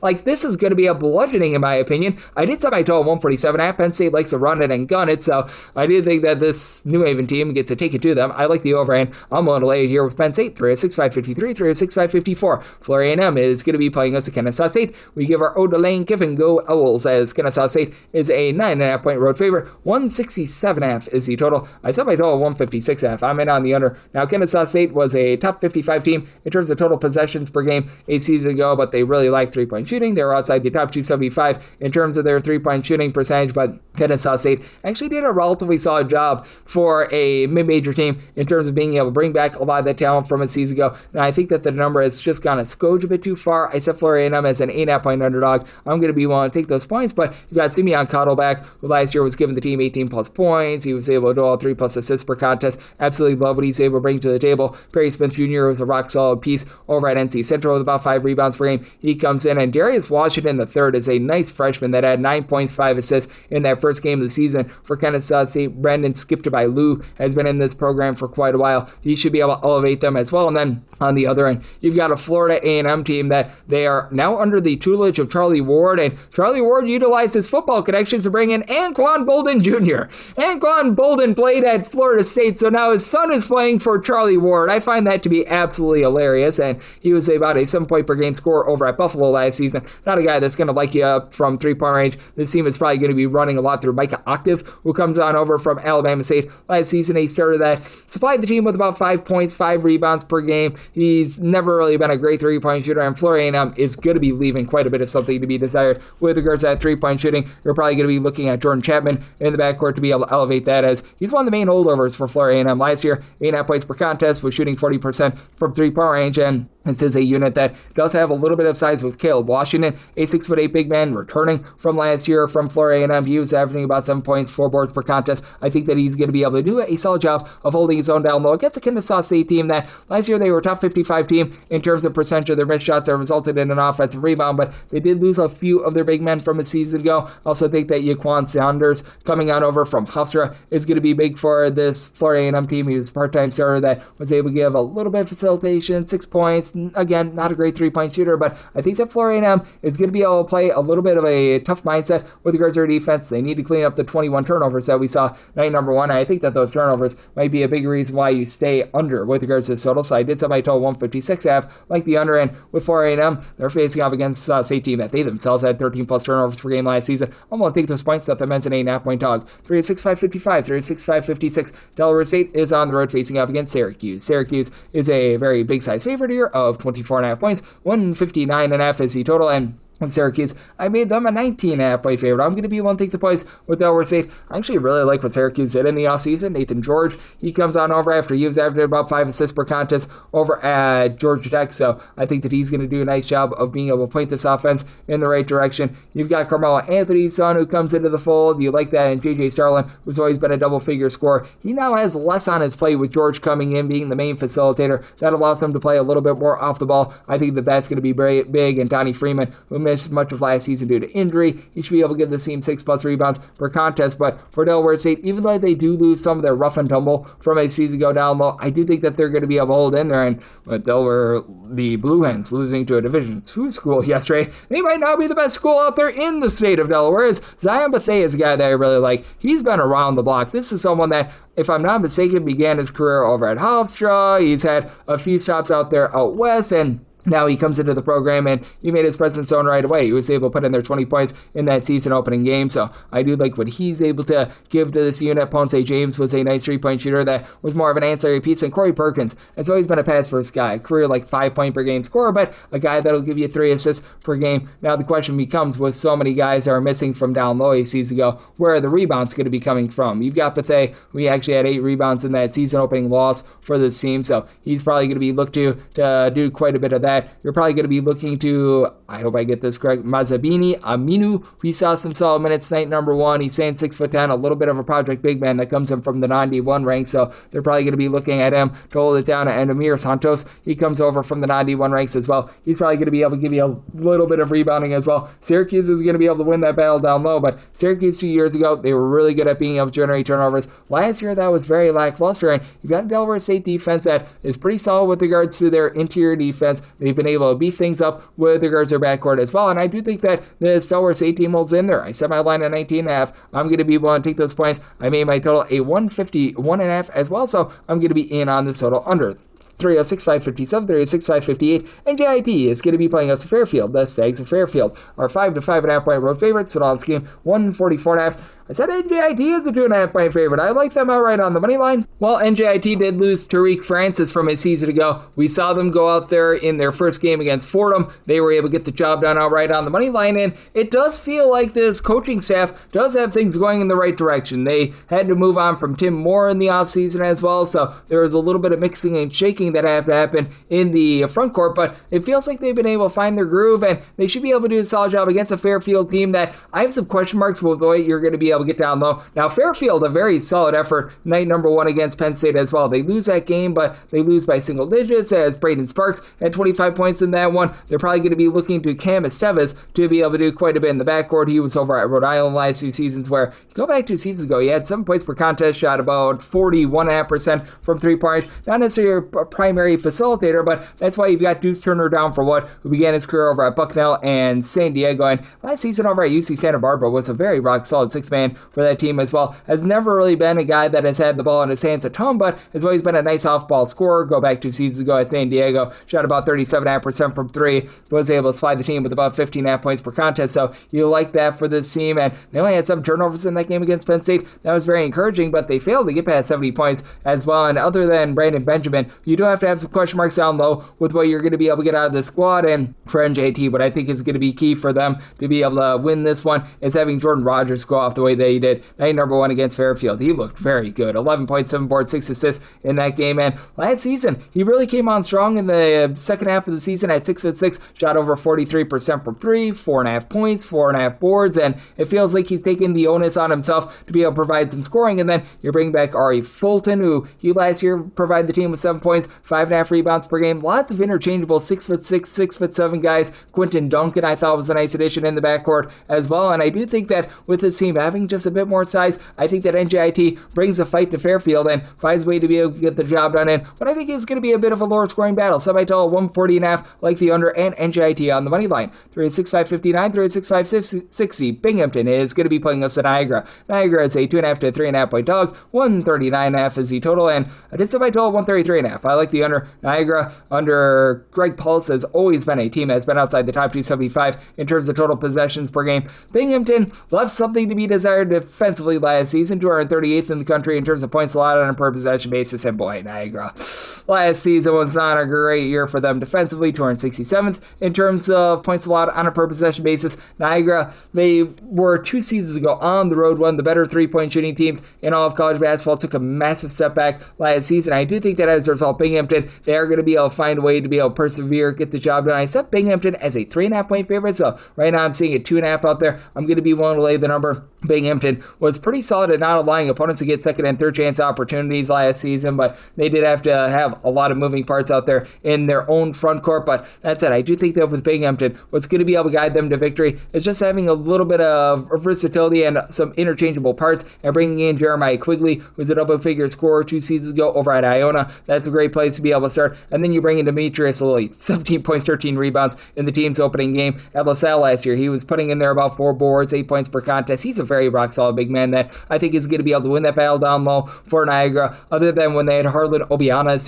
season ago. They just did not have any sort of big man whatsoever, and that was 2 seasons ago for Harlan. As a matter of fact, for Niagara in their season opening game, you did not have a single guy give you over 3 rebounds in that one. You're probably going to be looking at Justin Hawkins to be able to step up as a non-Division I transfer, and they lost pretty much everyone not named Justin Page. There were contributors from a season ago. Reggie Padome, who comes over as a non-D1 guy, he did have 16 points, say number 1, and for Niagara, they do have quite a few guys that were solid at the non-Division I level coming up, but you have a lot of question marks with these guys trying to be able to hold it down. They shot 14% from three-point range in their season opening loss against Duquesne. They were held to 63 points in that one. It just feels like an Niagara team that's going to very much struggle on offense. Their identity of having great three-point shooting is out there. They don't have a lot of size, and I do think that as a result of Binghamton team in quite a bit of transition themselves finds a way to get the job done. Willing to lay up to 3 with Binghamton, in on the under as well, so by total at a 133.5. 36-5-61, 36-5-62. Dayton is going to be playing us at UMBC. UMBC, a sizable underdog here of 23.5 points,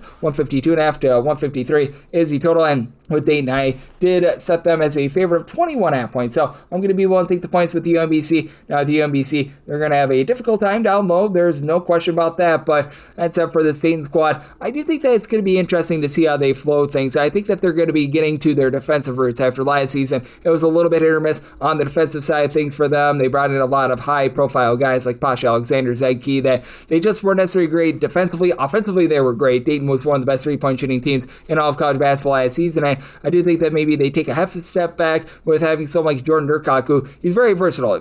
2 seasons ago at Merrimack, he was able to generate multiple steals, 15-plus points, 6-plus rebounds per game. Not a guy that's necessarily going to light you up from three-point range. They bring in Javon Bennett, who is a guy that I really liked when he was over at Merrimack to begin his career, and he's just flourished in the Dayton system last year. 11.5 points, a pair of assists. Now, he's a guy that's able to light it up from 3. Shot 39% from three-point range a season ago, but I do think that this team is going to get back to those roots of Shane Montgomery, who comes on over from the Metro Atlantic over at Mount St. Mary's. He had a nice night, number 1 performance of 17 points, and Emil Latang. He's going to be a guy that is going to probably struggle a little bit from three-point range, but does a nice job down low. I think the UMBC does just enough to be able to hold in there with bringing back some of their key pieces from their backcourt from a season ago. And Ace Valentine, who was able to give you 3 assists per contest, he should be able to team up with a really nice junior college transfer, Angeliki King. He had 23 points, 8 rebounds in that season opening game. He's a guy that really went under-recruited and under the radar. I think that he steps in right away and is able to give this team some production. And then they're going to be looking to Tim Easy down low, who he a season ago was limited to 19 games due to injury, wasn't able to get out there on the floor too much, but he's a 6'7" guy that's not really going to be maintaining the UMBC's three-point shooting, shall we say, a tradition with UMBC. I do think that they're going to be taking a little bit of setback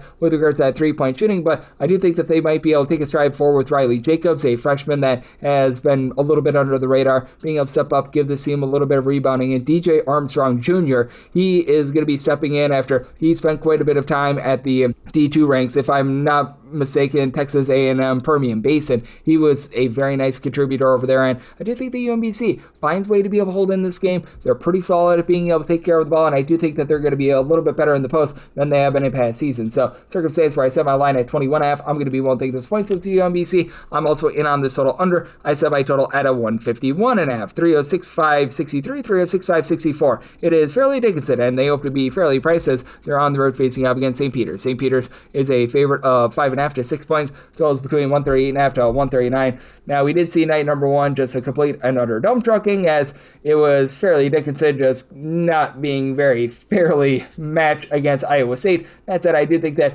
night number 2 here, it's going to be going a little bit better for them as they face off against the St. Peter's team that traditionally is outside the top 250 in terms of points scored on a per possession basis. But I do think that St. Peter's just brings a fight to Fairleigh Dickinson down low. I'm going to be willing to lay the number here with St. Peter's. And Fairleigh Dickinson, it does seem like it's a team that's in a little bit of transition. Fairleigh Dickinson, even when they won that NCAA tournament game against Purdue, they were memorably one of the smallest teams in all of college basketball that season. And for Fairleigh Dickinson, not as much three-point shooting this year, a little bit more low post presence as they bring in a guy in Deshaun Jackson, who when he was over at VMI 2 seasons ago, was supplying the team with about 10.5 points, 10 rebounds per contest, shot about 33% for 3 as a 6'6", a little bit of a swing guy. You also bring in some relatively good size with Sebastian Hubro, who he's a 6'10" big man that comes over from the country of Denmark that should be seeing some good minutes right away. And David Jetvic, he's a international man of mystery, 6'8" combo player from Serbia. He steps in as well. You have some question mark with regards to three-point shooting, but the size down low, it is a little bit better than it has been in the past for Fairleigh Dickinson. But for St. Peter's, even with losing Mohamed So in the offseason, you know that this team is going to be able to do a nice job of being able to hold up down low, and you bring back much of the backcourt from a season ago, as you've got a guy that I really like in Bryce Eaton, who just does a little bit of everything. Last season, he supplied the team with like 2.5 assists, 11 points per contest, shot 37% from three-pointers. Getting him back in the fold is big. You've also got Brett Bland, who he last year was able to do a nice job of just being able to provide a steal per contest, a little bit more of a defense-oriented guard who would provide about 4 to 5 points per contest. And now you've also got Zakari Williamson, who he comes in after last season, was very rock solid with about 5 points. He's able to supply the team with about 4.5 rebounds per game. You don't have that one dominant big man like you've had in the past for St. Peter's, but I do think that everyone is going to be working in tandem with one another. This team year in and year out is a top 35 team with regards to rebound percentage. Year in and year out, they very much struggle with regards to their free throw shooting as well, and St. Peter's typically outside the top 300 in terms of total possessions per game. Fairleigh Dickinson traditionally one of the faster teams in all of college basketball. I think he gets something in the middle. I set my total at 138.5. Seeing that 139, I'm in on the under, and with St. Peter's, I'm willing to lay up to 8 with them. 3-6-5-65, 3-6-5-66. It is Texas, and they're back to being a favorite as they play host to Lafayette. Lafayette is a 23.5 to 24-point favorite. Total is 150.5, and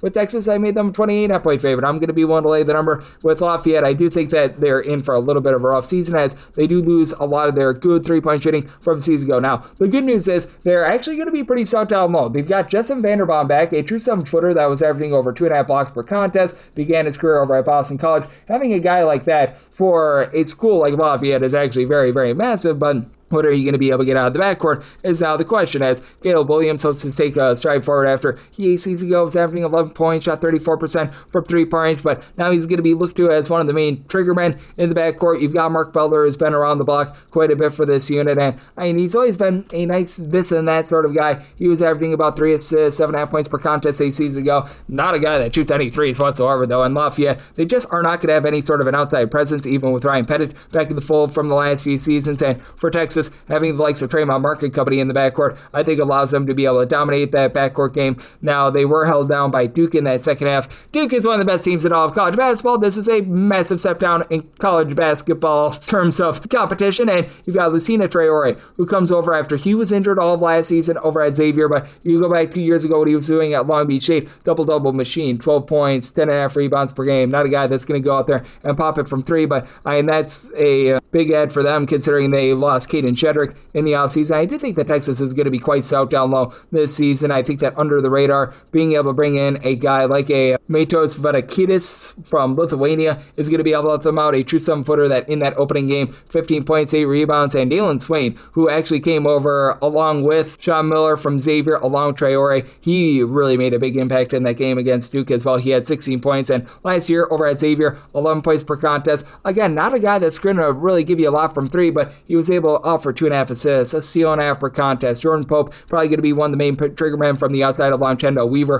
who shot it well from 3-point range. So holding those guys over from the previous Texas regime of Rodney Terry and company is big. And Simeon Wilcher, he was held scoreless in that opening game against Duke. I think that he's going to be able to find his footing, and I think that Texas is actually going to be a little bit more defense oriented than a lot of people anticipate with all that they've got down low in Lafayette, traditionally outside the top 250 in terms of total possessions per game. So I set a total of 144.5, like the under, and I'm willing to lay up to 28 here with Texas. 306-567, 306-568 was supposed to be UNC Asheville versus Georgia Southern. The bookmakers accidentally put Texas Southern, so they've now added this game to 306-595, 306-596, and I'll just cover it right here. UNC Asheville is on the road against Georgia Southern. This is a game that presently is off the board because they screwed it up the first time. I'm not sure why, but that's it. I've got my handicap. With Georgia Southern, I set them as a favorite of 5 points. I'm willing to lay up to 4.5 with them. 5.5 or more, I'm going to be willing to take those points with Asheville, and then made a total of a 153, so 152.5 or less. I'm going to be in on the over 153.5 or higher. The under for UNC Asheville, they actually had a relatively good and spirited performance night number 1 against Wichita State. Wichita State was able to pull away late, but I did like what I saw of them, and they've got Toya Solomon back from a season ago where he was averaging about 12.5 points, 7.5 rebounds per game, so I do think that he's going to be able to help this team out down low, but the reason why I did have to set Asheville as a little bit of an underdog here is that Georgia Southern does retain quite a few pieces from a season ago. I do think that chemistry factor is big, and Alden Applewhite, who's been around the block, he's played at Murray State, he spent a season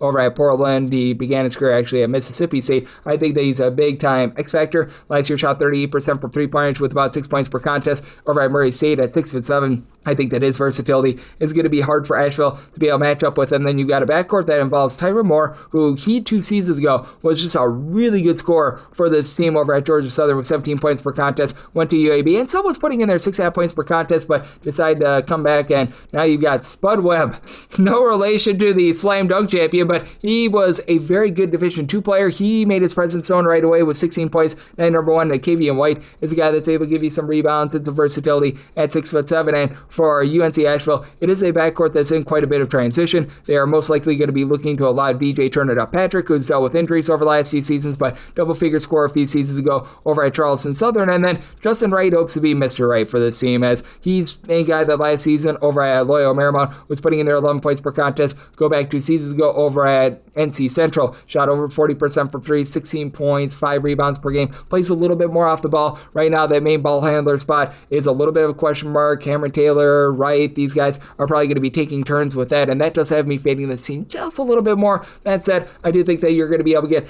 a, shall we say, middle of the tier scoring game. Georgia Southern is a team that turns the ball over a little bit too much. Asheville is not necessarily a team that's going to impose their will, but Asheville, they themselves had 16 turnovers in that game against Wichita State, so 4.5 or less is going to be willing to lay with Georgia Southern. 5.5 or more, I'm going to be willing to take those points with Asheville, and then set a total to wear a 152.5 or less, and on the over 153.5 or higher, the under 3-6-5-69, 3-6-5-70. Norfolk State, they are going to be playing us to William and Mary. You don't just get William, you don't just get Mary, but you get both, and you actually get a point in some spots with them. Some places have William and Mary as a 1-point favorite, some as a 1-point dog. Totals between 154.5 to a 155, and I made America's favorite tag team a 2-point underdog. So even though I get both William and Mary, I needed 3 other guys to be able to field a team of 5. So I'm going to be willing to take a shot here on Norfolk State. And it's going to be a battle temples of William and Mary under the coach, Mr. Earl. He came on over after he was running things very, very efficiently over at Cornell. But they are going to be a team that's going to be really trying to go bombs away from 3-point range. And I do think that this Norfolk State defense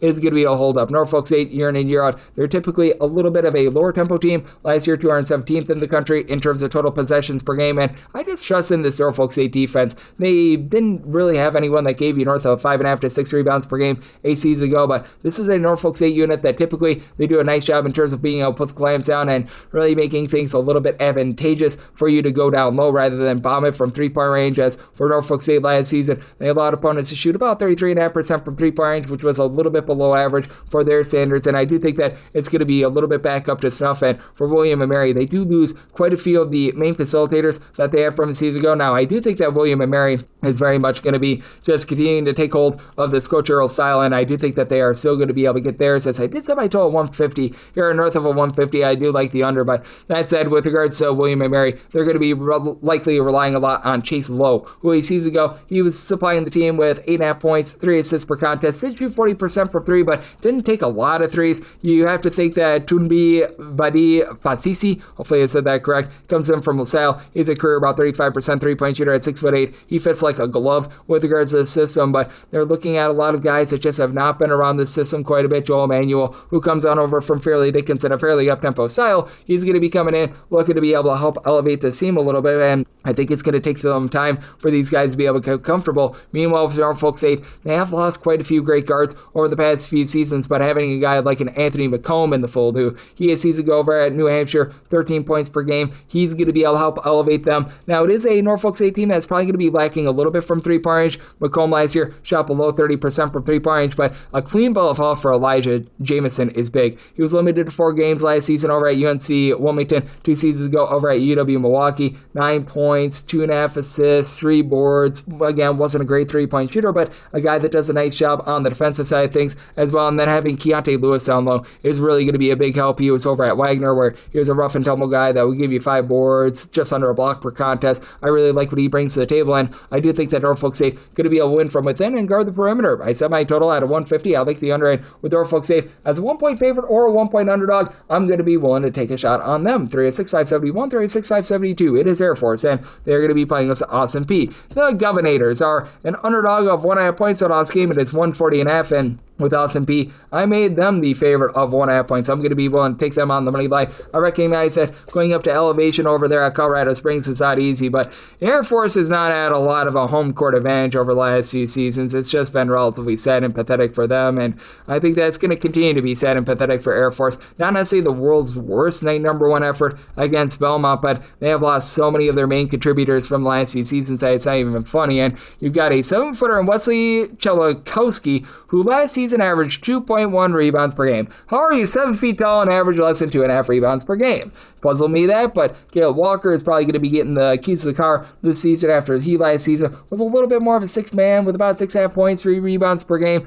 He shot it well from 3 when he attempted threes, but he took less than half a 3 per game, and Air Force has always been built around relatively good 3-point shooting. I do think that Cam Sanders has a chance to be able to provide that in that opening game against Belmont. He had 18 points. He shot it well from 3-point range, so that does provide a little bit of upside, but you lose so many pieces from a season ago, and with this Austin Peay team, they've been outside the top 250 in terms of total possessions per game ever since Coach Gibson has taken over the program, and you've got quite a few guys that have stayed within the program, having Tate McCubbin coming back after he last season supplied 10.5 points, shot 39% from 3-point range. That's big for them. Anton Brookshire, who began his career over at Missouri, he last season was able to do a nice job doling out 2.5 assists per game. He's a guy that's rock solid on the defensive side of things, shoots in the mid-30s from 3-point range. He figures to take some strides forward. They are a team that's going to be lacking a little bit more down low, but Ansel Emmanuel, he continues to be with the program. He was able to have 7 points in that opening game, and I think that Rashad Marshall is going to be really the X factor for this team. Didn't see a ton of minutes in that opening game, but go back to what he did over at Arkansas State 8 seasons ago, was able to pull in their 5.5 boards per contest at 6'8". That should be able to put them over the top against an Air Force team that just really doesn't have too much of a low post presence.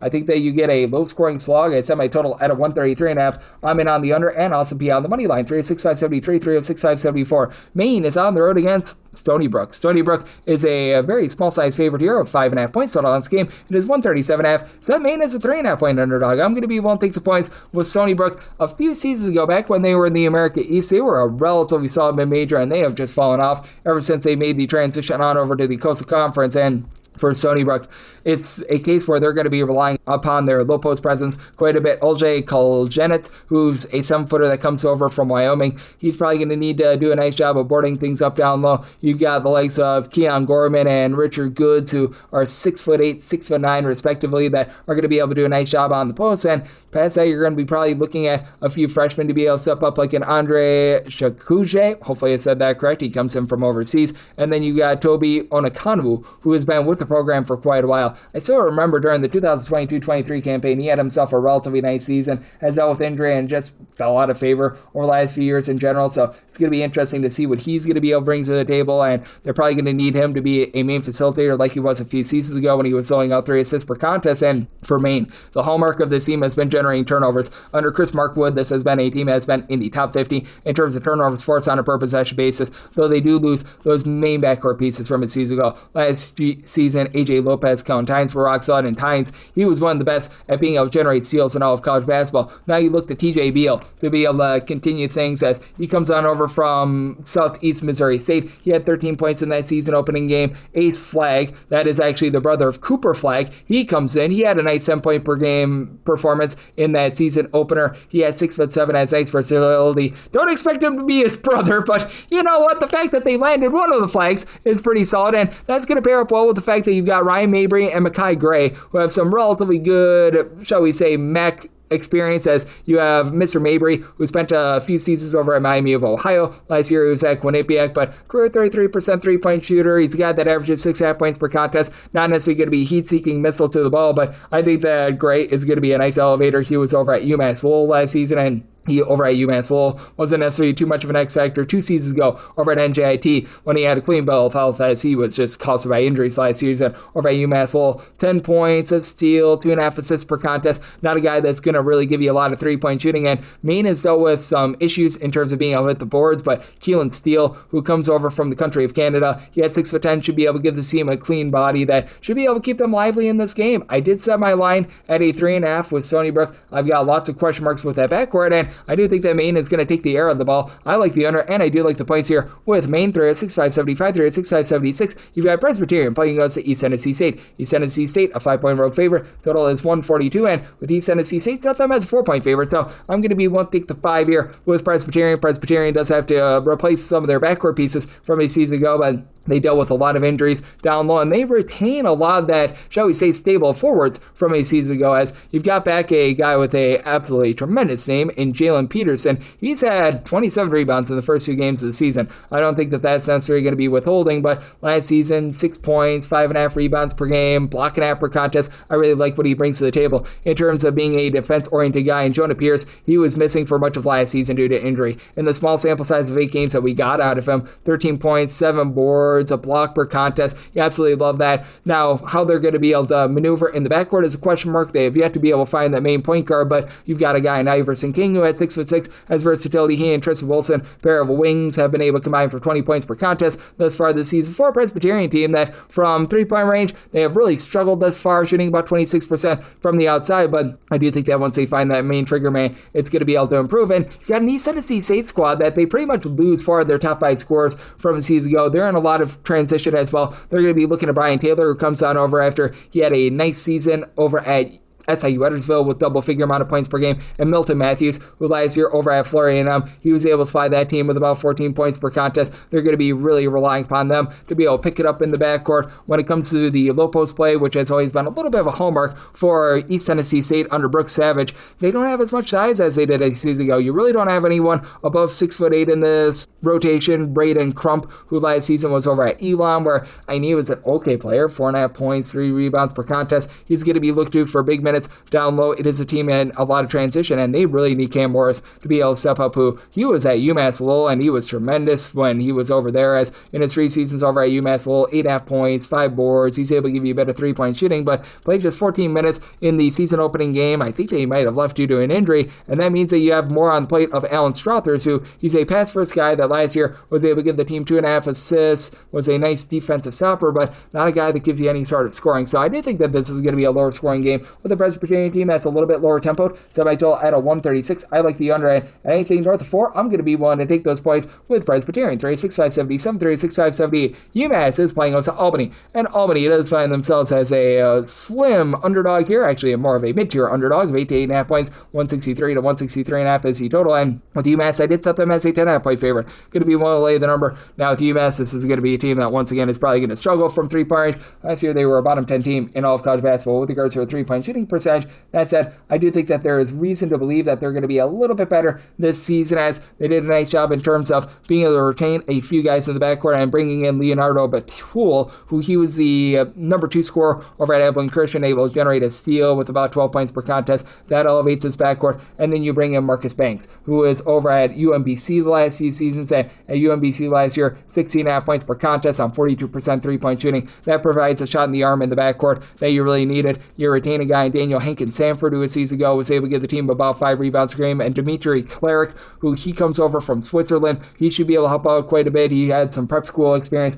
over at Arizona. I like what he's able to bring to the table, and on the other end, you've got an Albany unit that they lose Justin Neely, who was able to do a nice job getting the team double figures, 5+ rebounds per game. They've got quite a few holes to fill down low. They're going to be looking to Akuchu Okeke, who he was over at Florida National last season and didn't really give Florida National too much of anything because he was dealing with injury over his 2 seasons there, 3.5 points, 3 rebounds per contest. So they've got a lot of question marks with that regard. Yaya Keita, who's got some nice high major experience over at Missouri and Oklahoma, but could never find minutes there. He gives you a bit of something something down low as well, but you also are having a lot of question mark with regards to point guard spot. Jaden Kempson, who comes over from the non-D1 ranks, he's been running a lot of the offense. He's not necessarily too much of a scorer, and you just don't have guys that are able to shoot it from three-point range with this team. You're probably going to be looking to some Amir Lindsey to be able to help elevate this roster, as last season he was able to give the team 6 points on 36% three-point shooting, but now he goes from being an ancillary piece to being one of the main men, especially with Abdoulaye Fall right now dealing with an injury. You've also got Sultan Odawale, who's been with the program over the last few seasons. He's been dealing with a little bit of injury as well, so it's a banged-up Albany team that I think is going to struggle with the UMass team that should be able to just absolutely hammer things down low. So I did set my line at 10.5. I'm going to be willing to lay with UMass, and on the under, set my total 115.5, 36.579, 36.580. Wichita State plays us Prairie View. Prairie View is an underdog of 15.5 points, 155.5 to 156.5 is the total, and I am going to be willing to lay with Wichita State. Set them as a 22.5 point favorite. With Wichita State got off to a little bit of a cold start in that game against UNC Asheville. Found their footing late, though, and I do think that there's a little bit of upside with a Wichita State team that last year was well outside the top 320 in terms of their three-point shooting percentage. I don't think that they're going to be absolutely amazing like we saw Paul Mills and his teams when he was over at Oral Roberts be some of the more prolific offensive teams in all of college basketball. I don't think that that's coming back, but bringing in Keenan Giles, who was over at UNC Greensboro last year, averaging 15 points on 40% three-point shooting, that elevates the team. And then you've got Karan Boyd, nice rebounder with about 6 boards per contest over at ETSU. 12 things down low, along with Will Berg,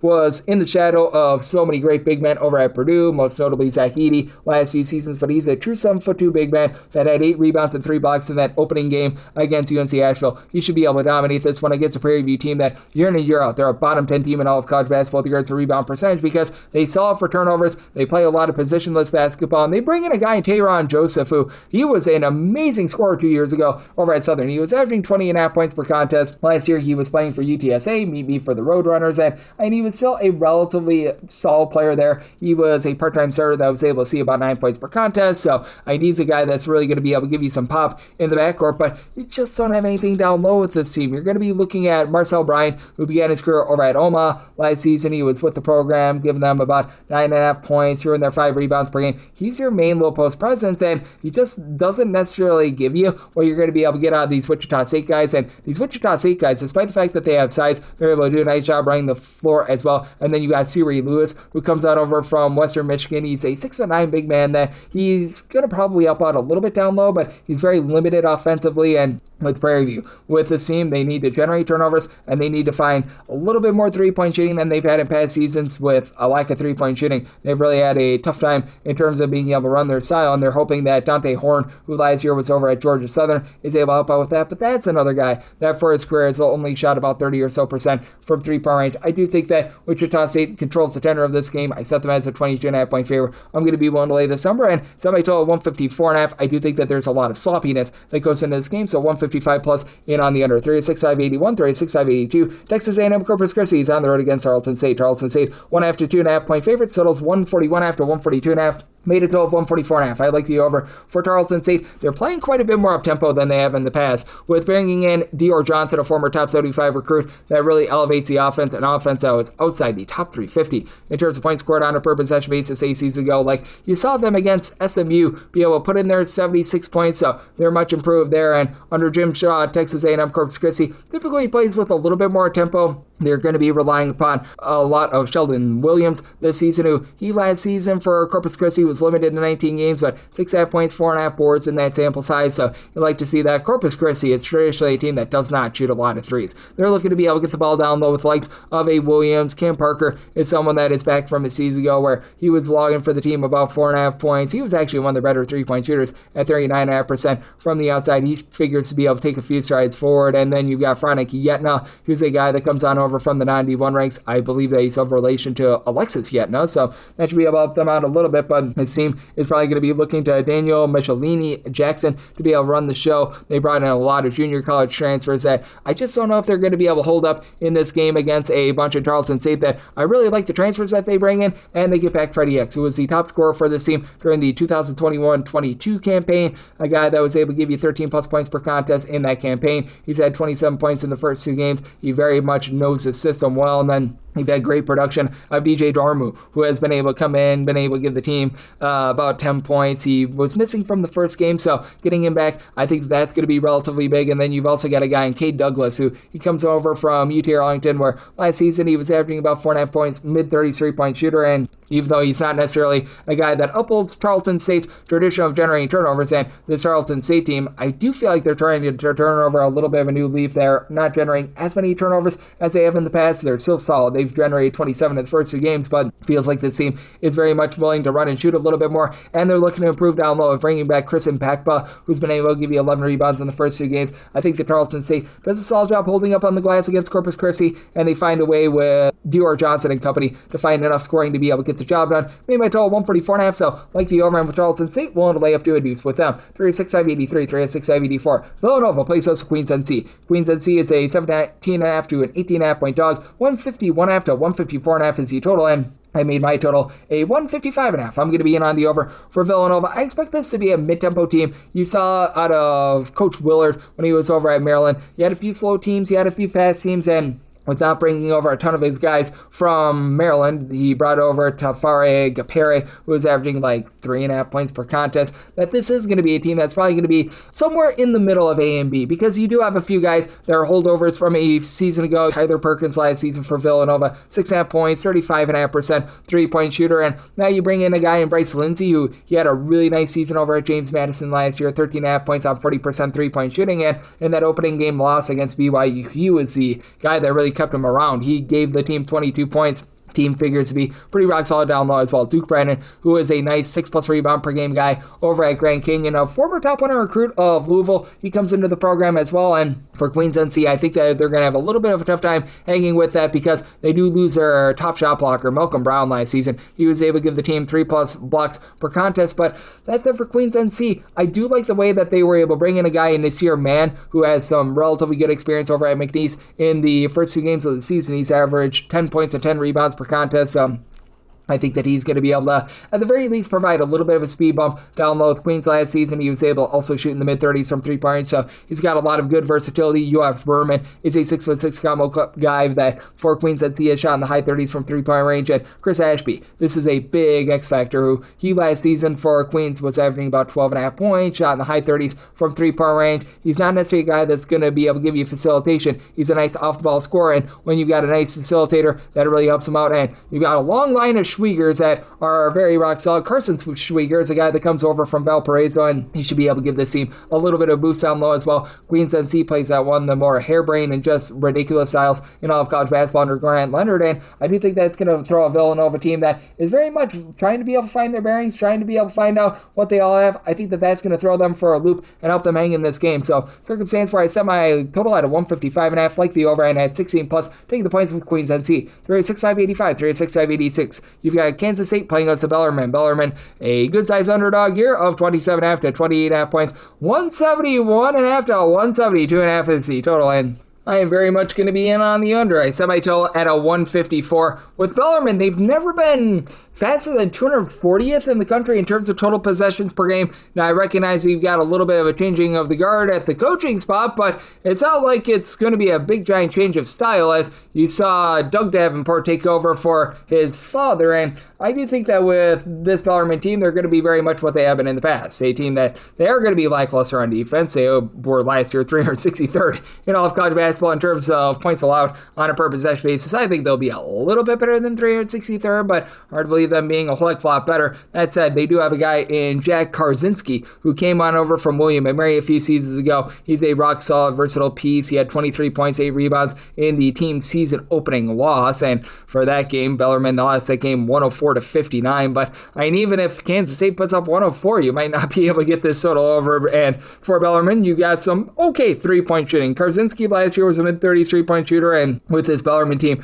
the big key is who's going to be running the show in terms of the point guard spot. They've got a few different options. You could be looking at a little bit more Sam Donald, who he's got a little bit of versatility and a little bit of size. Keenan Gooden, he's a guy that last season was a part-time starter, 7 points, about 2 assists per contest, but I mean, you've got a lot of question mark there, and I just don't know if Bellarmine is going to be able to do their part with regards to the total, and that's a big reason why I did set this Kansas State team as a 28-point favorite. Right now I'm seeing some 27 26.5, some 27.5. That's my max lay with them. Now for Kansas State, they themselves were actually losing at the half against UNC Greensboro in their opening game. They were down by a count of, I believe it was 34-33. They turned it on for 60 points in the second half. I don't think that they're as good as that 60-point performance in the second half. I don't think that they're as bad as that 33-point performance in the first half. They bring in Abdi Bashir, 20-point per game scorer over at Monmouth from a season ago, and main attraction here is PJ Haggerty. Last season at Memphis, this guy was absolutely insane. 21.5 points, high 33-point shooter, 5.5 boards, 3.5 assists per game. A little bit of a do-it-all sort of guy. This is going to be a unit that might be lacking a little bit down low. They've got Duran Buca, who comes on over from the country of Italy.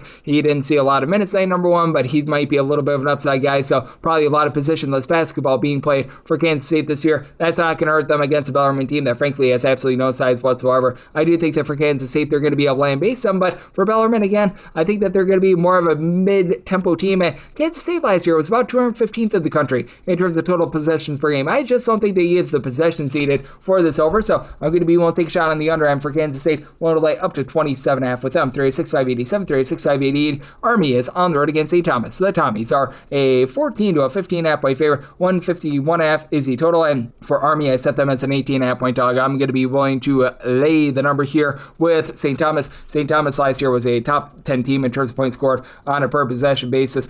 They did lose some of those nice pieces in the backcourt like a Miles Barnstable, but Noah Mansell, who is back from a season ago, he should be rock solid. He was averaging 10-plus points per contest, had 24 points in the team season opener. Ryan Default has been with the program quite a bit. Has never been like a prolific scorer last year, 5.5 points per contest, but a guy that's career 38.5% three-point shooter. He does a nice job being able to space the floor, give you a little bit of versatility. And then you got Austin Hero, yes, of relation to Tyler Hero, coming on over from South Carolina.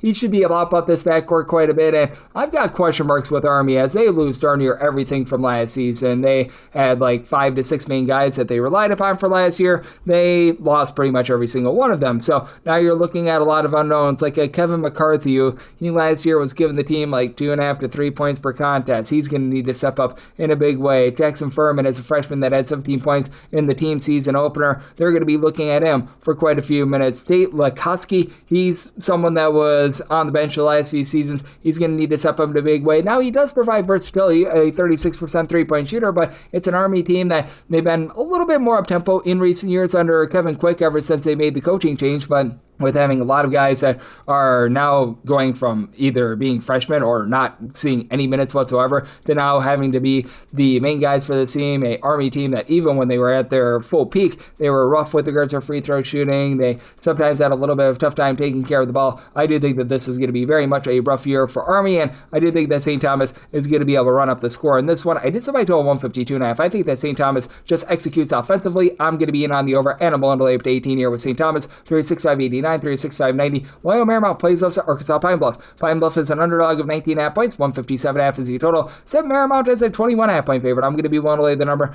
Now, Pine Bluff was able to get a quality cover against Portland a few nights ago, and you bring in Keon Williams. He was the top scorer over at Abilene Christian 2 seasons ago, and he was actually there last year as well, and he was averaging about 12.5 points per contest. Began his career at Oklahoma State 2 years ago. Was able to generate a steal and a half per contest, but for Pine Bluff, I fear that this team is going to have a little bit of a tough time with regards to their three-point shooting. Now, I do like the fact that they brought in Jaquan Scott, who he was over at UTSA, meet me for the Roadrunners last season, where in a very small sample size of like 6 or 7 games, he was limited due to injury. He was giving the team 7.5 points. He was shooting in the high 30s, low 40s from three-point range again. You know, he took like 15 threes for the entirety of the season, but he should be able to give this team a little bit of spark as a 6'7", 6'8", a little bit of a combo player, but you just have a very top-heavy team with Arkansas Pine Bluff. After your main few guys, you've got a lot of guys that just don't belong at the Division I level, and on the other end, you got yourself a bunch in Loyola Marymount that they have a guy in MJ Amy, who 2 seasons ago over at San Jose State was a 15-point per game scorer, took a little bit of a setback last year as more of an ancillary piece. Now he's expected to be the man once again, and in the first 2 games, 37 points, and with Loyola Marymount, it's very clear that this team is going to be looking to generate turnovers. They have generated 34 turnovers in the first 2 games this season, something that they really haven't done in the past under Coach Stan Johnson. So they're looking to turn over a little bit of a new leaf there as they're playing a lot of positionless basketball. They really don't have a lot of size out there. Rick Asanza is a guy that stands 7'1", but hasn't really seen a lot of minutes this season, and they're going to be looking to Nikhil Shelton, who comes out over from Eastern Illinois, to be a versatile piece. Over at Eastern Illinois last year, 17.5 points, 4.5 boards, 2 assists, steal and a half per contest, shot in the high 30s from three-point range, and he should be able to fit like a glove with what Loyola Marymount is looking to do. Marymount, traditionally a slower team under St. Johnson, outside the top 200 in terms of total possessions per game, and having Jan Vide, who came on over from UCLA 2 seasons ago, and also bringing in Rodney Brown, who was a solid piece over at Virginia Tech last year, was averaging 4 points, shot about 42% from 3. I think that Loyola Marymount is going to take it to a Pine Bluff team that Pine Bluff, they themselves don't have a lot of size, and for Pine Bluff, they've been playing a little bit more slowly, and their offense has yet to really get off the ground. Semi-total 151.5, like the under, and I'm going to be willing to lay it with Marymount, set them as a 21.5 point favorite, 386.591, 386.592. BYU plays us Holy Cross. Holy Cross is a holy size underdog of 36.5 points, total on this game between 164.5 to a 166.5. Semi-total 149.5, I like the under. Holy Cross was outside the top 225 in terms of total possessions per game last season, and Holy Cross, to their credit, 9th in the country last year in terms of three-point shooting percentage. That said, Holy Cross was also dead last in the country in terms of the percentage of possessions that ended in a free throw attempt. They were unable to get to the free throw line whatsoever. They do lose a few of those good three-point shooters from a season ago, though they did maintain some of those pieces like a Max Green, who last season he was very rock solid for them. Gabe Warren was limited to like 10 games and he shot 70% from three-point range. Don't think that that's going to be withstanding, but Tyler Boston looks like he's going to be one of the heads of the stake for this team. He scored 25 points in their season opener. Last year, he was actually the guy that shot 81% from three-point range. I knew that there was someone injured that shot 81% from three-point range. It was Tyler Boston. Gabe Warren, to clear that up, he was limited to 18 games last season, shot more in the neighborhood, about 31% from 3, 5.5 points per contest, but Holy Cross looking to a lot of guys that were banged up last season to be able to step up. DeAndre Williams saw a lot of minutes as a result. He had the ball in his hands, 3.5 assists per contest, really the only guy on this roster that doesn't shoot it well from 3. Joe Nugent at 6'6" is a 40% three-point shooter, but this team doesn't do a good job at all of being able to grab second chances, and with having what you've got down low and Kevin Kita, 8+ rebounds per game for BYU, they should be able to absolutely plow them down low. And Holy Cross, keep in mind that they have to travel from Massachusetts on over to Utah for a late night game, so body clock situation there. And I do think that the number is a little bit too lofty with AJ Devanza. He looked very good night number 1, 21 points, 6 boards. He was able to shoot it relatively well from three-point range in the one three-point attempt that he took, but he was one of the few guys that actually shot it well from 3. And I mean, they shot 29.5% from 3 in that opening game. BYU did. They should be able to fare much better here. Robert Wright, who comes on over from Baylor, he had 14 points in that season opening game, and over at Baylor last year, 11.5 points, 35.5% three-point shooter, probably a little bit of an overpay getting him in there. Kennard Davis was rock solid over at Southern Illinois last season, and I love the fact that they retained Richie Saunders, their top scorer from a season ago, but I do think that this is going to be a BYU team that absolutely dominates things down low. I don't know if BYU quite plays at the same tempo as last season. I think they might take a little bit of a step back on offense, but they take a stride forward defensively. But that said, I do think that this is going to be a game where Holy Cross just being a little bit too badly dogged. I do think that Holy Cross deserves to be a very sizable underdog here, but that said, I could only set my line at 29.5. We'll take this points with Holy Cross, and in on the under, set my total 149.5. We wrap things up with 306.593, 306.594. UC San Diego is going to be playing FC East Christian. East Christian an 8.5 to a 9.5 point dog. 143.5 to 144 is your total line, with UC San Diego made them a 12.5 point favorite. I'm going to be willing to lay the number. I know that for UC San Diego, it is a passing of the guard as you lose Coach Olin in the offseason, but still, you've got a guy in Clint Allard who knows what the heck he's doing. He's been within the program quite a bit, so I think the UC San Diego team that was very good in terms of their three-point shooting and generating turnover size here, they're going to be able to maintain that identity, and you lose so many of the guys from a season ago, but bringing in Alex Chokin, who was averaging 12+ points per game over at Lafayette, shot over 40% from 3. He's very much going to be able to keep this team humming the way that they were a season ago. Tom Beatty is someone that began his career over at Hawaii last year, 7.5 points, 2.5 rebounds, and he was able to give the team a little bit of something on the defensive side, things as a starter. He should be able to help out, and Hawaii was a very good mid-major defense last season and left quite a bit of something to be desired on the offensive side of things. This is not going to be a UC San Diego team that's necessarily going to be just dominant on the glass. That's Bull Dengjit, who comes over from Portland last season. He was averaging about 7.5 points, 4 boards. He has versatility in which He shot 38% for 3 at 6'11". He fits his system really, really well. And on the other end, you got a Houston Christian team that they had a very nice season number one as they made the transition on over to Craig Doty. They went from being a super duper up-tempo team to more of a low and slow team, but they lost so many of those top scorers from a season ago. Like, no longer do you have out there the likes of Elijah Brooks, Bryson Dawkins, and company. So it's going to be a big giant transition for them in year number two, as they're going to be looking a lot to Kylan Green to be able to step it up. Last season he was over at Utah Valley, averaging about 4.5 points, did shoot over 42% from three-point range, and he fits the just defensive mindset that is trying to be instilled over here at Houston Christian. It's probably going to take a few years because, man, they've got quite a ways to go, but they do retain DeAndre Samuels from a season ago as well. Samuels was a little bit more of a sixth man, 37% three-point shooter, 7 points per contest, but for Houston Christian, they're going to have a little bit of a tough time down low. They've got Ajani Lee, who they're hoping has a little bit of upside, spent the beginning part of his career at St. Thomas, but just has dealt with a little bit of injury, was unable to get out there on the floor last season. After 2 seasons ago at St. Thomas, was about a 37% three-point shooter, a little bit of versatility there, but you're really searching for answers to go along with Kylan Green at the point guard spot, as he had 9 assists in that opening game. And I do think that with Houston Christian, they're going to have a tough time making this road trip on over to the West Coast, and I do think that UC San Diego going to do a nice job generating turnovers against a Houston Christian team that they had 16 turnovers and barely squeaked out a win in Southern Arkansas, 74-70 in the final in that one to begin the season. I do think that Houston Christian is going to play relatively slowly, but they did bring in some three-point shooting to be able to help out on that front just a little bit. So semi-total 144.5. You're at a 143.5. I'm in on the over, and with UC San Diego, willing to lay up to 12 with them, and